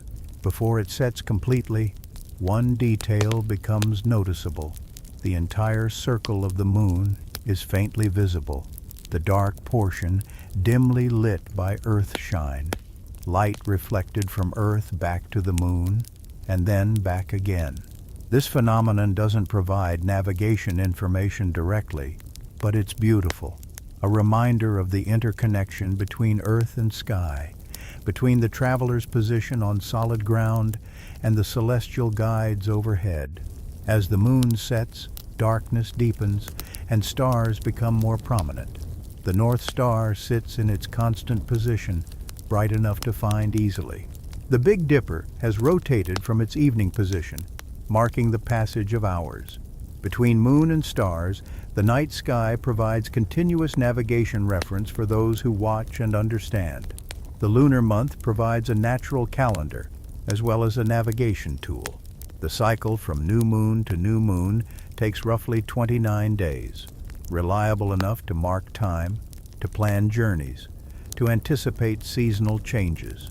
Some travelers keep track by marking notches in wood or bone, one mark for each night, watching the pattern of marks align with the pattern of moon phases, building a portable calendar that helps with navigation across time as well as space. The moon's phases also affect nighttime visibility in ways that matter for travel planning. Full moon periods provide bright nights, making travel easier, but also making travelers more visible to others. New moon periods provide dark nights, offering concealment but making travel more difficult. Choosing when to move through territory might depend on moon phase, travel in darkness if stealth matters, travel in moonlight if speed and safety matter more. Some groups time longer journeys to begin at certain moon phases. Starting a journey at new moon means the moon will be full near the journey's middle, providing maximum nighttime light during the most distant and unfamiliar portion of travel. Starting at full moon means the moon will be dark at the journey's most distant point, but there's logic to that too. The bright early nights help establish the route, which can then be retraced in darkness if needed. The moon's position during the day also provides information. Sometimes the moon is visible during daylight hours, a pale shape in the blue sky. A daytime moon appears in the eastern sky during morning after last quarter, in the western sky during afternoon after first quarter. Spotting the daytime moon provides directional confirmation, another cross-check against sun position and shadow direction. As the night deepens toward morning, the conversation around the fire turns to the relationship between all the celestial guides, sun, moon, stars. Each provides different information, works best at different times, but together they create a comprehensive navigation system that works in almost all conditions: clear day, sun, and shadows; clear night, North Star, and other stars; twilight hours, both systems visible, allowing confirmation; moon adding its own patterns, sometimes helping in day, sometimes lighting night. The fire burns low. Most of the group settles for sleep. But those who stay awake through parts of the night will watch the sky continue its slow rotation, the stars wheeling around the North Star, the eastern sky gradually lightening before dawn, the patterns repeating as they have repeated for countless nights, reliable guides for anyone who learns to read their language. Tomorrow the journey continues, but the night's celestial lessons add to the accumulated knowledge each traveler carries. The understanding that navigation draws on many sources, each confirming the others, each providing different information, together creating certainty about position and direction even in the vastness of unmarked wilderness. The sky maps are always present, always readable, never lost or damaged, written in light across darkness, available to all who look up and learn. Dawn arrives with the sun rising in a slightly different position than it rose several days ago, the slow seasonal shift continuing, almost imperceptible day to day, but noticeable over the weeks and months of the year. The group breaks camp, and someone notes the sun's position against a distant mountain peak. It's rising a finger's width further south than it did at journey's start. This observation, small but significant, marks the progression of the seasons and provides another layer of navigation information. The sun's path changes dramatically through the year, creating patterns that, once learned, serve as both calendar and compass. In summer, the sun rises well north of east, tracks high across the southern sky, sets well north of west. In winter, it rises south of east, tracks low across the southern sky, sets south of west. The spring and fall equinoxes mark the midpoints when the sun rises almost exactly east and sets almost exactly west. These changing patterns affect everything about navigation. The length of shadows changes with season. Short shadows in summer when the sun climbs high, long shadows in winter when it stays low. The direction of shadows at the same time of day shifts with the sun's changing position. Even the amount of daylight available for travel changes dramatically. Long summer days allowing extensive movement, short winter days requiring careful planning.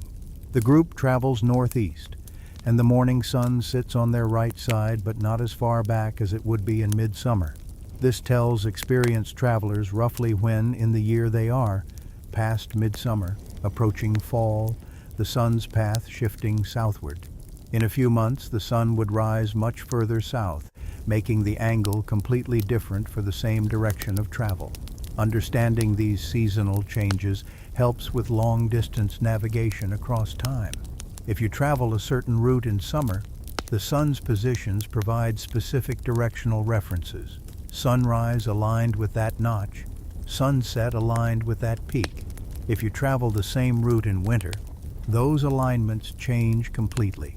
But if you understand the seasonal patterns, you can adjust your sun navigation for the time of year, maintaining accuracy despite the changing solar path. The stars show seasonal changes too, different constellations dominating different seasons. The North Star remains constant, but the stars around it shift through the year. Winter brings certain prominent constellations into the evening sky. Summer brings different ones. These changing star patterns provide temporal as well as directional information. If specific constellations are visible, you know roughly what season you're in, which helps with navigation planning. The group crosses varied terrain as morning progresses toward midday, moving through forest, then into more open country. The changing landscape shows its own seasonal signatures. Certain plants that flowered weeks ago now hold seed heads, their reproductive cycle marking the time of year. Other plants are just beginning to change color, responding to shorter days and cooler nights, the first hints of approaching autumn. These plant responses to season provide navigation information too. If you know that certain plants change color when days reach a particular length, their appearance tells you roughly what date it is, which helps with planning routes and anticipating conditions ahead. If berries are ripe, it's late summer. If certain leaves are turning, fall approaches. If buds are swelling, spring has arrived. The landscape becomes a calendar, each plant responding to seasonal cues that help travelers know when they are, as well as where they are. The sun reaches its highest point, and someone marks the moment by the shadow's minimum length. At this latitude, in this season, the noon shadow points almost but not quite due north, offset slightly by the sun's position south of its summer peak. This offset changes daily, slowly, providing subtle information about seasonal progression. A traveler making careful observations could track these changes, building a mental model of the sun's annual journey across the sky. The afternoon sun angles westward, but its path is different from midsummer's path.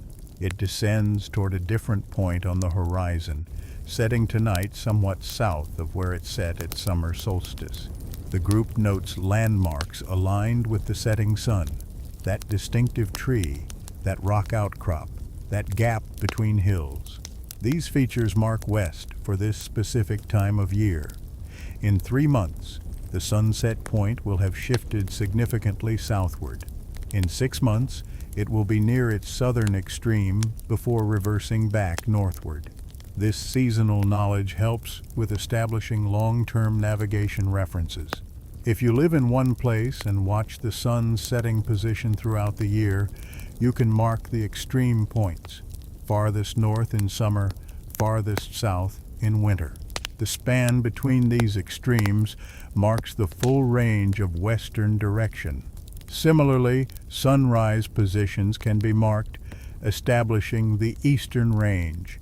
These observations create a natural horizon calendar, visible references that show both direction and season simultaneously. The group makes camp in late afternoon, choosing a site with good southern exposure. This choice reflects seasonal awareness. As fall approaches and temperatures drop, campsites facing south receive maximum sun warmth during the day, staying more comfortable than north-facing sites. In summer, the opposite might be preferred, seeking north-facing slopes that stay cooler. Understanding these seasonal patterns helps with finding comfort as well as direction. Around the evening fire, discussion turns to how the changing seasons affect long-distance travel. The best time for crossing the high passes is late summer, one elder explains, when snow has melted but winter storms haven't begun. The rivers are low enough to ford but still flowing. The days are long enough for extended travel, but not so hot that midday becomes unbearable. You plan journeys around these seasonal windows. Another adds details about winter travel considerations. In deep winter, the sun barely rises, staying low even at midday. Navigation by sun becomes harder because it doesn't climb high enough to clearly indicate south. The North Star becomes more important. Moon cycles matter more because winter nights are so long. And you must know the land extremely well because snow covers landmarks, makes everything look different. Spring travel has its own challenges and advantages. Melting snow swells rivers, making crossings dangerous or impossible. But spring also brings migrating animals, their movements providing navigation guides as they return to summer ranges. The days lengthen rapidly, each week bringing noticeably more daylight. New plant growth appears in predictable sequences, first in valleys and southern exposures, gradually spreading to higher elevations and northern slopes, creating a wave of green that can be followed upslope. Fall travel, which the group is experiencing now, offers stable conditions. Weather is usually reliable. Water sources are known and established. Rivers are low. Visibility is excellent. But fall also brings urgency. Winter approaches, and long journeys must be completed before snow closes the high passes. The shortening days provide constant reminders of seasonal progression. The conversation turns to how ancestors tracked these patterns, how knowledge accumulated over generations. The oldest stories mark seasonal events, someone says. When certain stars appear in the evening sky, it's time to move to winter camps. When the sun sets at a particular point on the horizon, the salmon runs begin. When specific plants bloom, the herds will be in the high meadows. These stories aren't just tales. They're calendars, navigation guides, survival information encoded in narrative. One of the younger travelers asks how to learn all these patterns, how to build the knowledge needed to navigate across seasons as well as space. The answer comes from multiple voices. Watch. Every day, note where the sun rises and sets. Mark it against landmarks. See how it changes. Watch the stars through the year. Notice which constellations dominate which seasons. Pay attention to plants, to animal behaviors, to weather patterns. After enough cycles, after watching summer turn to fall, turn to winter, turn to spring enough times, the patterns become clear, become predictable, become navigation tools as reliable as the North Star. The fire crackles and settles. The sun has set now, somewhat south of west. its light painting the western sky in colors that will fade to darkness. Tomorrow the sun will rise a tiny bit further south, set a tiny bit further south, the daily progression continuing. The group will wake to a day slightly shorter than today, another marker of the seasonal journey from summer toward winter. Overhead, stars begin appearing in the deepening blue sky. The constellations visible now are different from those that dominated the sky 3 months ago, different from those that will dominate 3 months hence. The North Star holds its position, unchanging, but around it, the seasonal wheel of stars turns slowly through the year, marking time's passage as clearly as the sun's changing path. The navigation knowledge layers continue to build.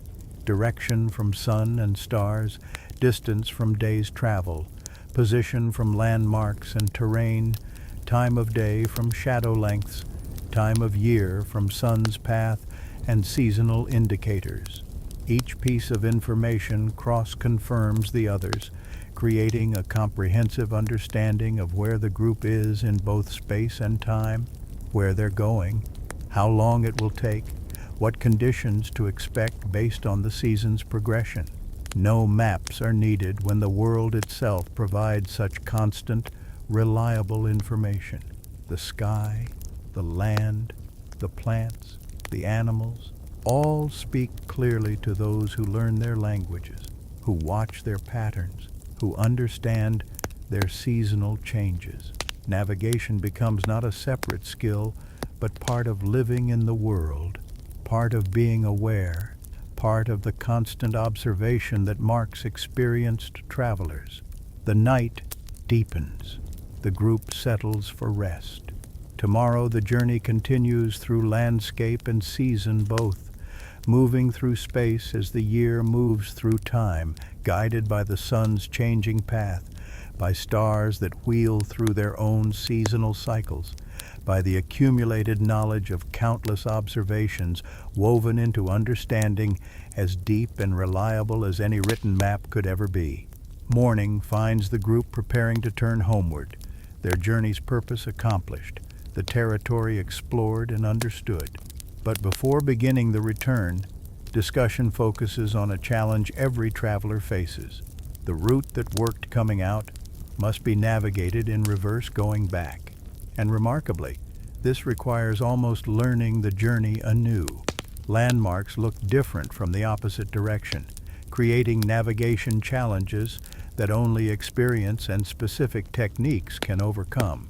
The prominent peak that guided them northward for days appeared as a distinct pointed summit from the south. But from the north, from this side, it presents a different profile, broader, with multiple false summits, not nearly as distinctive. This is the fundamental challenge of return navigation. What was obvious going out becomes ambiguous coming back. One of the experienced travelers explains the solution. When traveling a new route, you must constantly look back. Every landmark found, turn around and see what it looks like from the direction you'll return from. That distinctive rock that marks the trail junction. From this side, it's unmistakable, but from the other side, it might look like any other rock. So you turn and memorize the view. The split boulder that marks the valley entrance. Coming up to it, it looks like two rocks leaning together. Leaving it, looking back, it might just look like a boulder field. So you memorize both views. This practice of continuous backward looking creates mental maps that work in both directions. The group demonstrates as they begin the return journey. At each significant landmark, someone pauses, turns, studies the feature from the opposite perspective, notes how it appears from this new angle. The notch in the ridge line that was so clear coming up, from above, looking down, it's less obvious. But that group of 3 trees near it provides the marker from this direction. The game trail they followed up the mountain appeared clear and well-worn traveling uphill. Traveling downhill, multiple trails split and converge, creating confusion about which fork to follow. The solution comes from observing specific details. The main trail passes between 2 large boulders at one junction, goes under a low-hanging branch at another, crosses a small stream at a third. These micro-landmarks, memorized on the way up, guide the way down. Shadow directions help with return navigation too. This morning, traveling south, the sun rises to the left, casting shadows to the right. This reverses the morning pattern from the journey out, when traveling north meant sun on the right, shadows on the left. But the principle remains. Shadows point consistently relative to sun position, providing directional confirmation regardless of travel direction. The return journey reveals something interesting about memory and routes. The distance seems shorter going back. Partly this is because the way is now familiar, reducing the alertness required for new terrain. But it's also because landmarks are recognized. We're already at the spring feels quicker than we're finally reaching the spring. The mind compresses familiar distance, making return journeys feel faster, even when they take the same time. But this familiarity can be dangerous if it breeds carelessness. The group maintains disciplined observation despite knowing the route. Weather might have changed conditions. A stream that was easily forded going out might be swollen by rain. An animal might have blocked a trail section. A tree might have fallen, obscuring a landmark. Attention must remain sharp. One technique for maintaining accurate return navigation is counting landmarks. On the way out, spring, then boulder, then notch, then spire, then river confluence. On the way back, river confluence, then spire, then notch, then boulder, then spring. The sequence reverses, and checking off each landmark in order confirms the route is being accurately retraced. The group also uses a technique of verification. At key junctions, pause and look ahead on the route not taken. If we went that way instead, where would we end up? Someone might answer, that trail leads to the eastern valleys. We'd miss home territory completely. This negative knowledge, understanding wrong routes as well as right ones, adds certainty to navigation decisions. Midday finds them at the split boulder, the landmark that marked the valley entrance traveling north, now marking the valley exit traveling south. From this new perspective, the boulder looks different, but its unique split nature remains recognizable. More importantly, the landscape beyond it appears as expected, the view south showing terrain they recognize from the journey out. The afternoon brings them to terrain that looks familiar but not quite right. They should be seeing the distinctive red-striped cliff, but the angle is wrong. Someone realizes the problem. They've drifted slightly east of the intended route, following a parallel valley. The landmarks are similar enough to seem right, but different enough to create doubt. The solution comes from checking multiple indicators. Sun position shows they're indeed heading south, but slightly too far east. Adjusting westward, they soon spot the red-striped cliff from its northern face, confirming they've corrected back to the intended route. This experience reinforces an important principle. Don't trust single landmarks alone. Cross-reference with multiple sources. The cliff looked wrong. Sun position suggested eastward drift. Terrain structure felt different. All these signals together indicated a course correction was needed. Using multiple navigation methods simultaneously prevents small errors from becoming major problems. As evening approaches, the group reaches the prominent rock spire, recognizing it even from the north, though it presents a different profile from this direction. From the south, it appeared as a single pillar. From the north, it shows more complex structure, with additional rock formations visible that were hidden from the other side. But its position relative to surrounding terrain confirms identity. This is definitely the same landmark. Camp is made near the spire, at nearly the same spot used on the outward journey. The site shows traces of their previous occupation: disturbed earth where the fire pit was, compressed grass where people slept, small marks that confirm this is the right place. These traces add another layer to navigation. Not just natural features, but evidence of previous passage, breadcrumbs left intentionally or accidentally that help confirm routes. Around the fire, one of the younger travelers asks about navigating routes that haven't been traveled before, where no memory of return perspectives exists. The answer comes with patient detail. You build the return route as you go. At every decision point, you mark something. A small stack of rocks, 3 stones in a pattern that doesn't look natural. A broken branch at eye height, pointing back the way you came. A scratch on a prominent boulder. These marks are subtle, not meant to be obvious to others, but clear enough that you'll recognize them on return. Another technique is described: teaching the route to others in the group as you travel it. Explaining landmarks to someone else forces you to articulate what makes them distinctive. It strengthens your own memory and creates backup knowledge in the group. If one person misremembers a detail, another can correct it. The route becomes shared knowledge, more reliable than individual memory. The conversation turns to stories of travelers who got lost on return journeys, cautionary tales that teach important lessons. One story tells of a group who thought they remembered the route perfectly, didn't bother with careful observation on the return, and ended up miles off course when a key landmark turned out to look completely different from the reverse direction. They recovered by backtracking to the last certain landmark and starting over with careful observation. Another story describes a traveler who marked his outbound route so carefully that the return was effortless, simply following the subtle signs he'd left. But then another traveler followed those same marks, thinking they led somewhere desirable, and ended up confused when they led only to one person's origin point. The lesson: marks should be personal, subtle, unlikely to mislead others while still serving their purpose for the mark maker. As night settles, the stars appear overhead, the same stars that guided the outbound journey, now guiding the return. The North Star holds its constant position, marking north whether you're traveling toward it or away from it. This is the advantage of celestial navigation. It works equally well in all directions, unlike landmarks which can be direction dependent.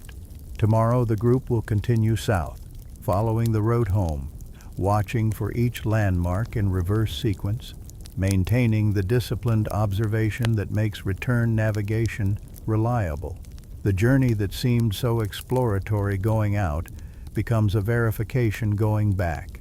Each recognized feature confirming that the mental map is accurate, that the navigation knowledge is sound, that the ability to travel without written maps is as reliable as the sun and stars themselves. The landscape that seemed new and challenging going out now feels familiar, almost comfortable.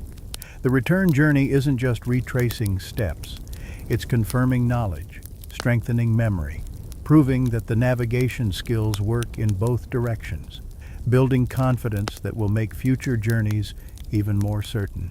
Each trip out and back adds layers to understanding, making the territory more deeply known, transforming wilderness into familiar ground that can be navigated with increasing certainty. The morning breaks with heavy clouds obscuring the sun, thick gray covering the sky from horizon to horizon, removing the most reliable navigation tool. The group prepares to travel despite this, because experienced travelers know how to maintain direction even when celestial guides are hidden. The methods are different, requiring more attention to detail, but they work. The first technique is maintaining momentum from established direction. Before the clouds rolled in during the night, the North Star provided clear northern reference. The camp was established with specific orientation. The fire pit lies between the sleeping areas and the south. The gear storage sits to the east. These arrangements were deliberate, creating physical references that hold direction even when the sky goes blank. Standing at the camp's edge, facing south, based on the camp's orientation, someone extends an arm straight ahead. South is there. We'll walk that direction until we find the next landmark. The group starts moving, and immediately the challenge of cloudy navigation becomes apparent. Without sun or shadows, maintaining straight-line travel is difficult. Humans naturally drift, usually in circles, when lacking external reference points. The solution is regular checking, using any available references. The wind still blows from roughly the north, colder air draining from higher elevations. Keeping the wind on the back confirms southward travel. The wind isn't perfectly constant, but it's consistent enough to prevent major course deviations. Every few hundred paces, someone pauses, feels the wind direction, confirms it's still hitting the back rather than the side or front. Terrain structure provides another reference. They're descending from higher elevations, and the valleys here all drain generally southward. Following the natural downward slope helps maintain direction. Water flows downhill, and in this region, downhill means south. Even without seeing a stream, the group can sense the land's overall tilt, the subtle gradient that guides them. The vegetation patterns still work under clouds. The group passes through a section where trees show wind-shaped growth, branches longer on the eastern side, shorter on the western side, sculpted by prevailing winds. These trees grew over many years, their shapes recording long-term wind patterns. They point direction as clearly as any compass, unaffected by current weather. Landmarks become more crucial in cloudy conditions. The group watches for each expected feature: the game trail that should cross their path, the small stream that should appear, the cluster of distinctive rocks. Each landmark confirmed means direction has been maintained accurately. Missing an expected landmark means a course correction is needed. They reach a junction where uncertainty arises. The terrain looks right, but without sun position to confirm, doubt creeps in. Someone climbs a small rise to gain perspective, looking for landmarks visible from higher vantage. The red-striped cliff should be visible to the southwest if they're in the right place. From the rise, it appears exactly where expected, confirming position and direction. This technique of gaining elevation when uncertain is standard practice. Climbing above surrounding terrain expands visibility, reveals landmarks otherwise hidden, provides perspective on terrain structure. The few minutes spent climbing saves potential hours of wandering off course. The clouds remain thick through midday, giving no hint of sun position even at noon when it should be highest. But the group continues confidently, using their layered navigation methods. The wind holds steady enough. The downward slope continues. Expected landmarks appear on schedule. The vegetation patterns confirm direction. Multiple methods combining to provide certainty that single methods alone couldn't give. At one point, complete disorientation threatens. The group enters dense forest where wind is blocked, where terrain flattens, where landmarks aren't visible. Here, the solution is careful dead reckoning. Walk straight for a counted number of paces, mark the direction carefully by lining up trees, then continue that line for another counted interval. Every so often, someone looks back to verify the path is truly straight by checking alignment of previously passed trees. This is slow, demanding constant attention, but it maintains direction through featureless terrain. The group counts roughly 500 paces through the forest before emerging into more open ground where other navigation methods can resume. The careful dead reckoning kept them on course through the difficult section. By afternoon, the clouds show slight thinning and a brighter patch appears in the western sky. It's not enough to see the sun directly, but it's enough to know approximately where the sun sits behind the clouds. This vague reference adds another layer of confidence. The bright patch lies to the right and slightly ahead, consistent with traveling south in afternoon. Direction is confirmed. The group reaches the river by late afternoon, finding it exactly where expected, its north-south flow confirming they've navigated accurately despite the clouds. The river's presence is tremendously reassuring, a clear navigation line that will guide them home regardless of sky conditions. From here, Even in complete darkness, they could follow the water. Setting camp near the river, discussion turns to navigation in poor conditions. Clouds happen, fog happens. Sometimes snow falls so thick you can't see more than a few paces. You need methods that work without seeing far, without seeing the sky. That's when you rely on wind, terrain, vegetation, careful dead reckoning, and most of all, knowledge of where you are so deeply learned that you almost feel the direction rather than seeing it. One traveler describes navigating in heavy fog. You move from landmark to landmark, short segments. You might only be able to see 50 paces ahead. You go to that distinctive tree, then stop and search for the next landmark.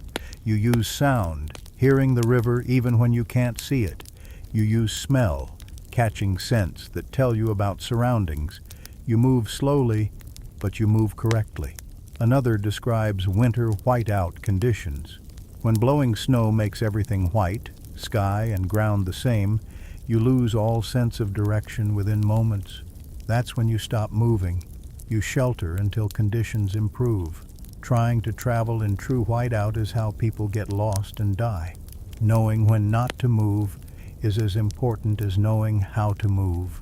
The younger travelers absorb these lessons, understanding that navigation skills include knowing the limits of different methods, knowing when conditions are too poor for safe travel, knowing how to shelter and wait rather than pushing forward into danger. The clouds begin breaking as evening approaches, patches of blue appearing, the sun finally visible briefly before it sets. Its position confirms what the group already knew. They've been traveling south accurately all day, maintaining direction despite challenging conditions. The clouded navigation worked, validated now by the clearing sky. As darkness falls, stars appear in the clear patches between clouds, the North Star finding its place. Tomorrow should bring clear weather, making travel easier. But today's journey proved the important point. Navigation doesn't depend on perfect conditions. With multiple methods and careful attention, direction can be maintained even when primary tools like the sun are unavailable.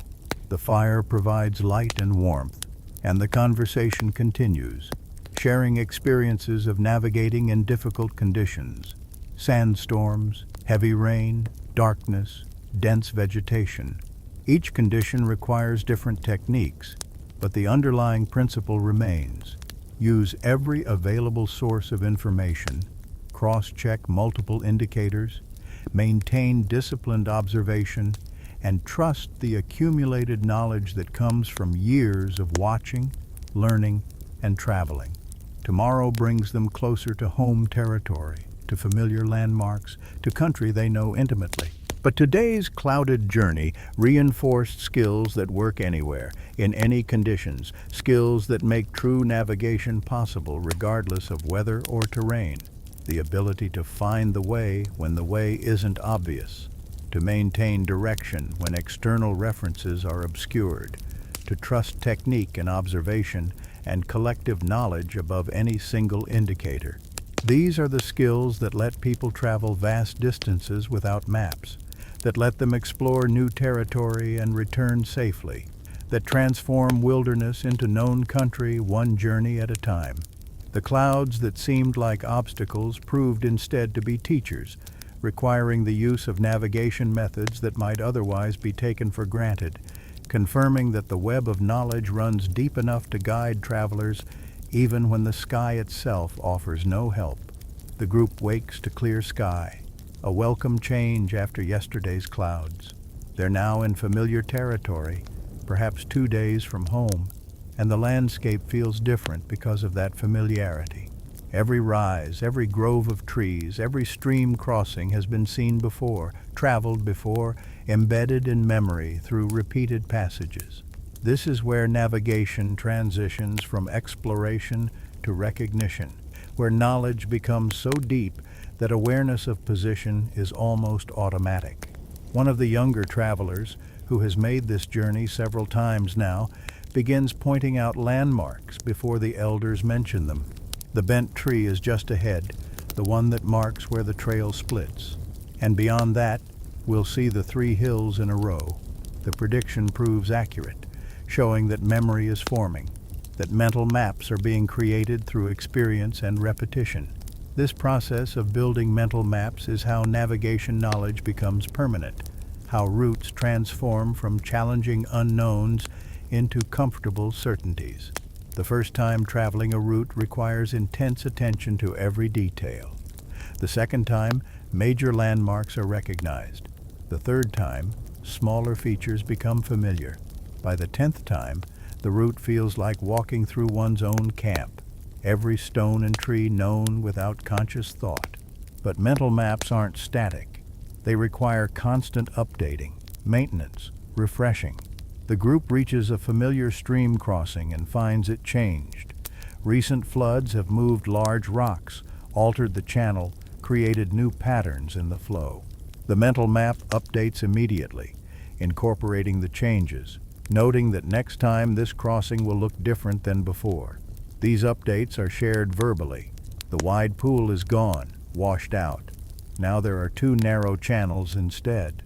This information spreads through the group, each person adjusting their internal map. The next time anyone crosses here, they'll expect 2 channels, not the wide pool that existed before. Mental maps stay accurate through this constant revision. The group's navigation now relies primarily on memory rather than active wayfinding. They know a distinctive boulder should appear after crossing the next rise, and it does, exactly where expected. They know the trail will bend left around a marshy area, and it does. This recognition-based navigation is faster and requires less cognitive effort than exploring new terrain, but it also requires vigilance against complacency. Don't trust memory completely, one elder cautions. The land changes, trees fall, streams shift, animals create new trails. Always confirm what you remember against what you see. If something looks wrong, investigate why. Maybe your memory is faulty, or maybe conditions have changed. This balance between trusting memory and questioning it is crucial. The group reaches an area that looks subtly wrong. The spacing between trees seems different. Then someone realizes a winter storm must have brought down several large trees, opening the forest canopy, changing the feel of the place. The mental map updates again, incorporating the new reality. Memory technique is discussed as they travel. When learning a new route, create a story with the landmarks. The split boulder where the giant sat down, the spring where clear water sings, the 3 trees that stand like brothers. The story makes the sequence memorable. Every landmark triggers the next one in the narrative. Another technique. Count major landmarks. On this route from the high camp to home, there are 11 major features. If you've passed 10, you know you're almost back. If you've only passed 5, you know you're halfway. The counting helps track progress and catches mistakes if landmarks appear in wrong order. Visual memory techniques are described. Notice colors and shapes. The red rock, the bent tree, the hill shaped like a sleeping animal. These vivid visual details stick in memory better than vague descriptions. Make the landmarks distinct in your mind. Exaggerate their features if it helps you remember. The group also discusses how different people remember differently. Some remember distances well, can estimate exactly how far between landmarks. Others remember directions better, always knowing which way to turn at junctions. Some remember visual details, others remember sounds or smells. In a group, these different memory strengths combine, making collective navigation more reliable than individual. Children's learning is observed as they travel. The youngest members are constantly asking questions. What's that? Why do we go this way? How much farther? Each question is answered with patient detail, building their mental maps, teaching them to see what matters for navigation. They're not just walking, they're learning, encoding the route into memory that will last their lifetimes. By afternoon, the group reaches the outer edges of their home territory. Here, every feature is known intimately, not just major landmarks, but every small detail.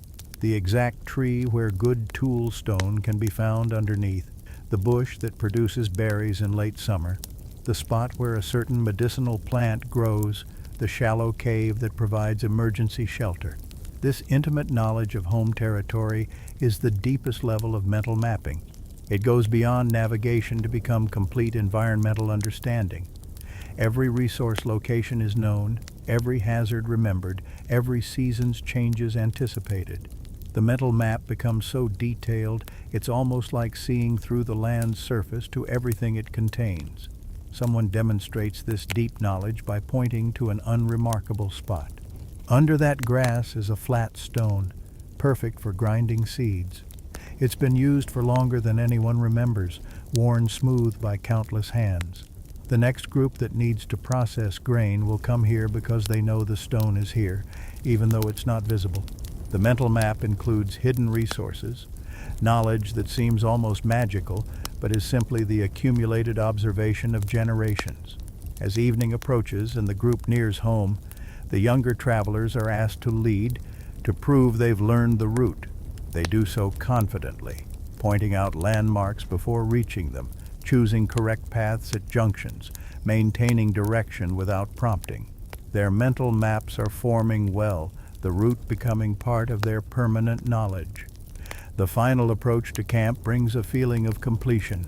The journey out explored new territory, building mental maps of unfamiliar land. The journey back reinforced those maps, confirming accuracy, strengthening memory. And the passage through familiar home territory demonstrated the deepest level of navigational knowledge, where the landscape is so completely known that movement through it becomes effortless. Arriving at camp, the group is greeted by those who remained behind. The journey's success is evident.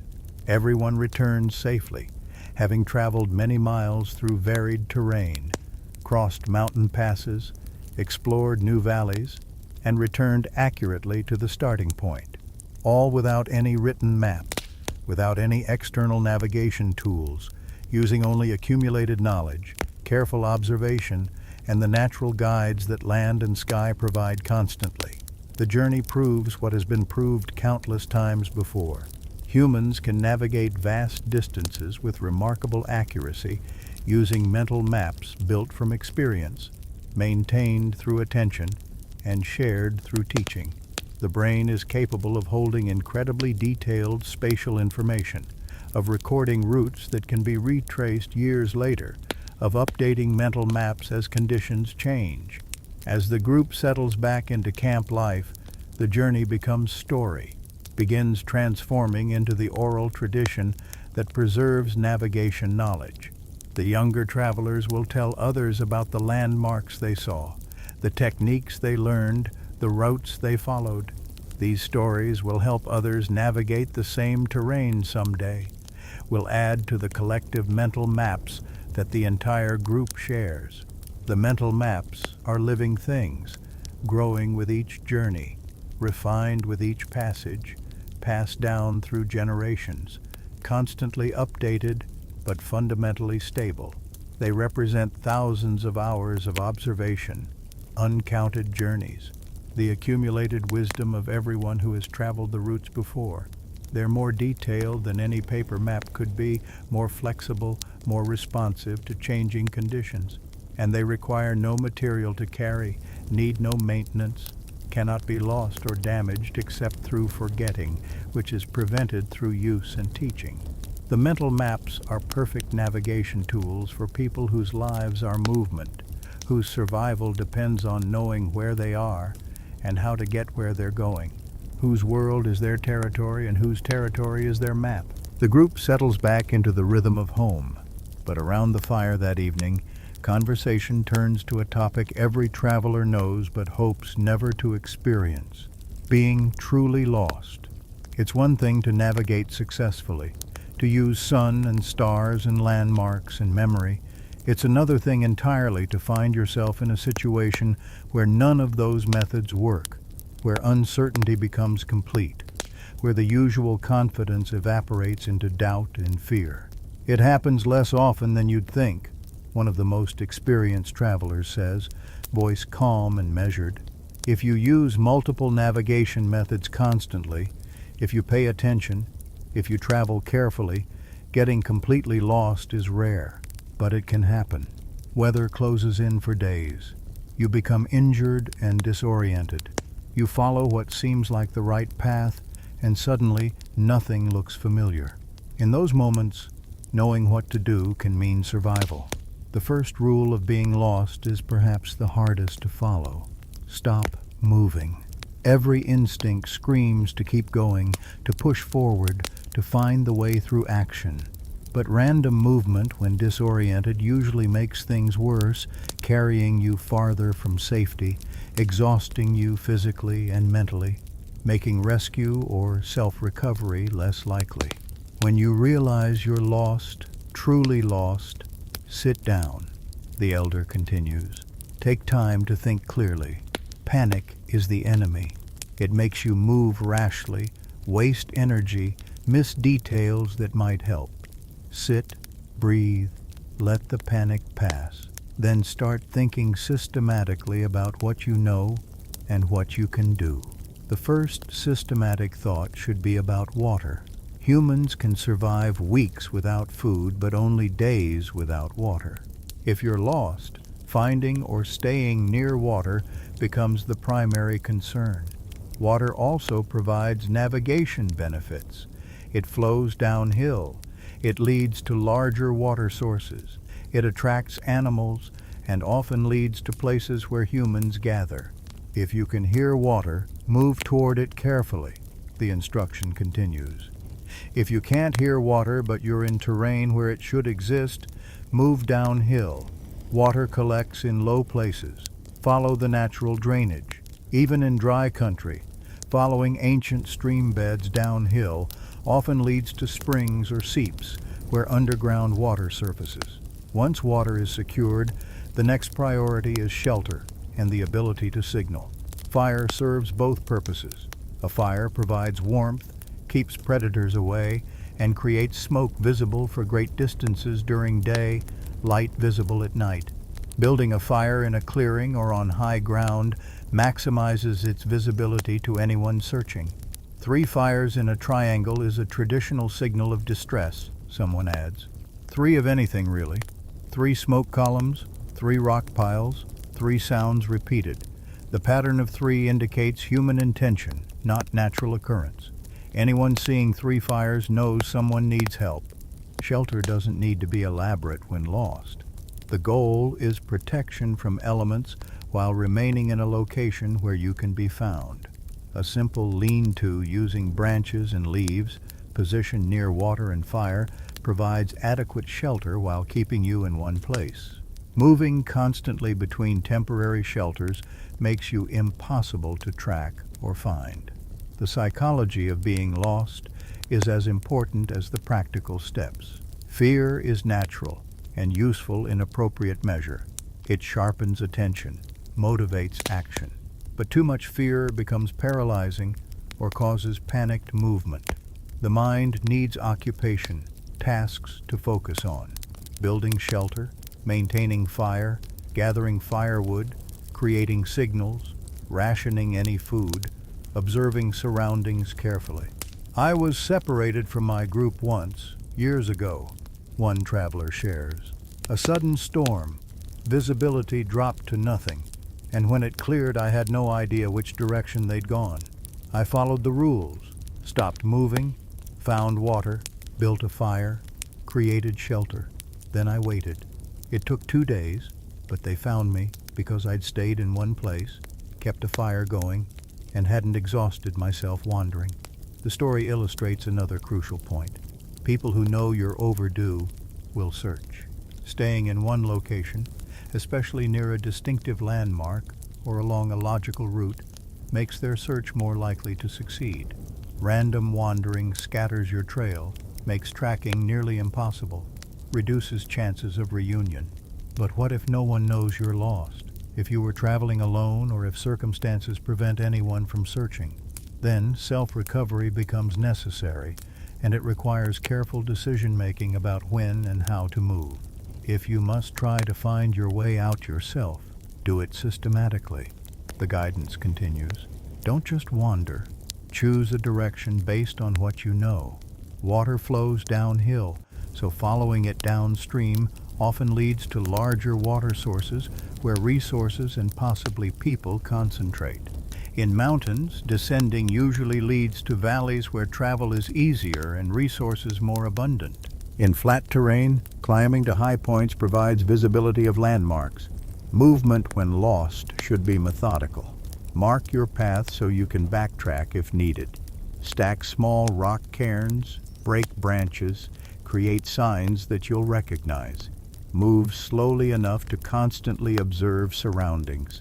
Watch for any familiar features, any signs of human presence, any changes in vegetation or terrain that might indicate you're approaching known areas. The sun and stars still work even when you're lost. You may not know exactly where you are, but you can still determine direction. If you know the general direction of home territory or safety, even rough directional travel is better than random wandering. Home is generally south. Combined with sun navigation gets you moving the right direction even without knowing precise location. Animal trails and game paths become especially valuable when lost. Animals need water and follow efficient routes. A well-worn game trail probably leads somewhere useful. Water source, good grazing, passage through difficult terrain. Following these trails, even without knowing where they lead, is often better than cross-country travel through unknown terrain. Sound carries far in wilderness. If lost near areas where others might be, making regular noise can help.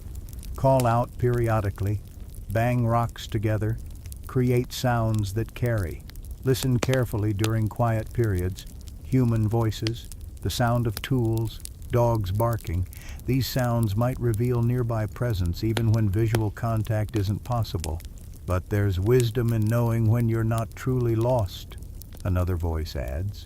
Sometimes you're uncertain rather than lost. You know generally where you are, but not precisely.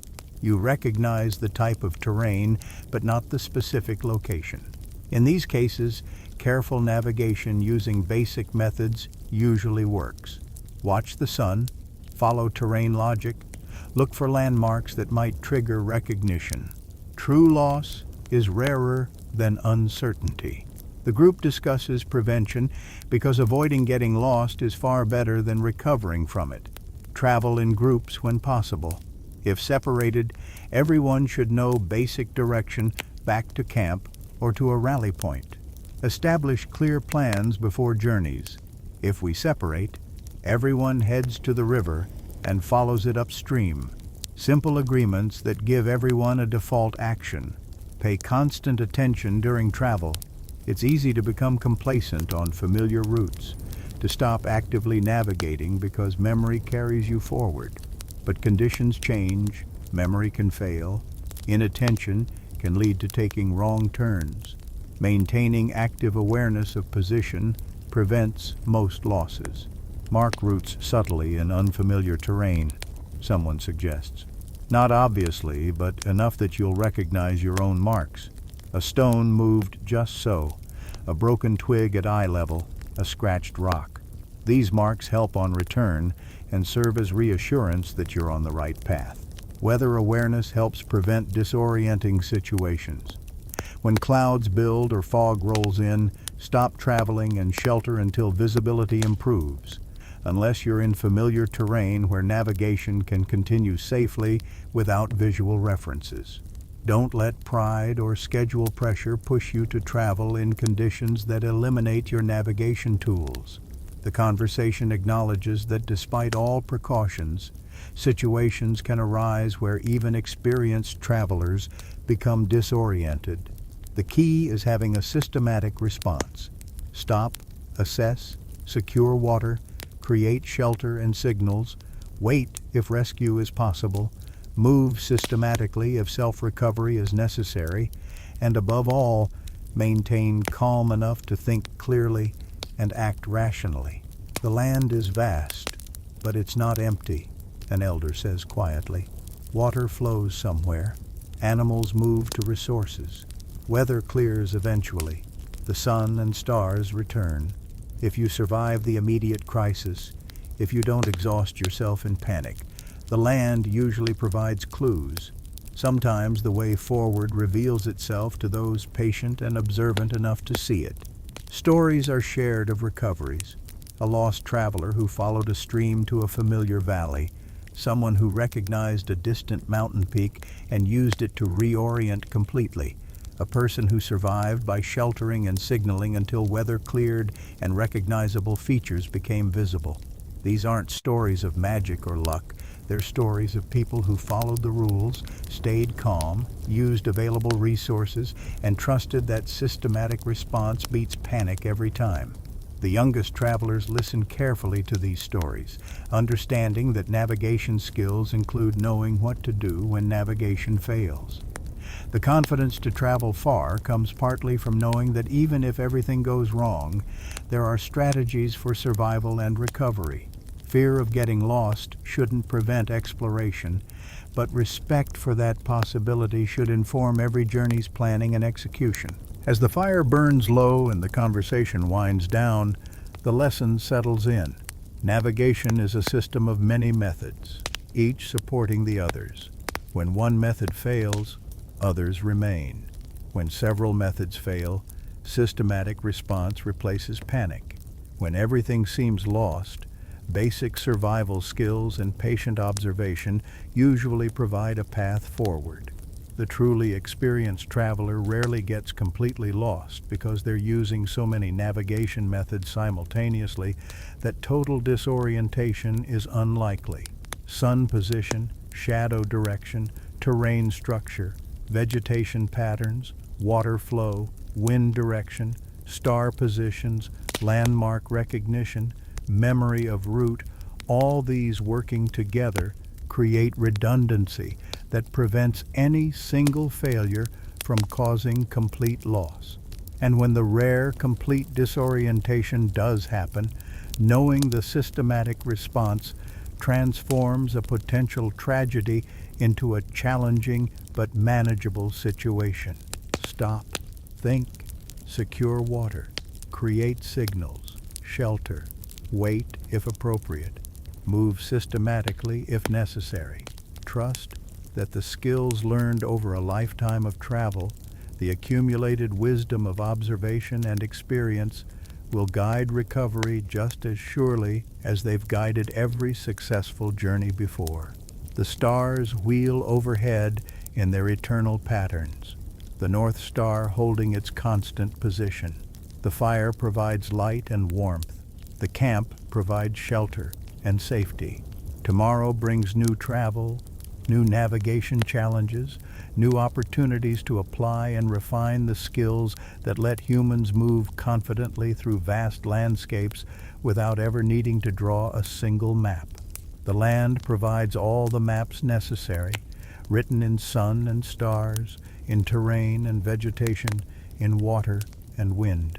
The human mind reads these maps, stores them as memory, applies them as navigation, shares them as knowledge. And when everything else fails, when the usual certainty evaporates into doubt, that same human mind knows what to do. Stop, think, survive, and find the way forward, one careful step at a time. The night deepens, and the group settles for rest, secure in their camp, confident in their knowledge, carrying within them all the navigation wisdom that has guided humans across the earth since the beginning. They need no paper maps, no devices, no external tools. They have the sun and stars, the land and water, the accumulated experience of observation, and the systematic knowledge of what to do in any situation. That has always been enough, and it remains enough still.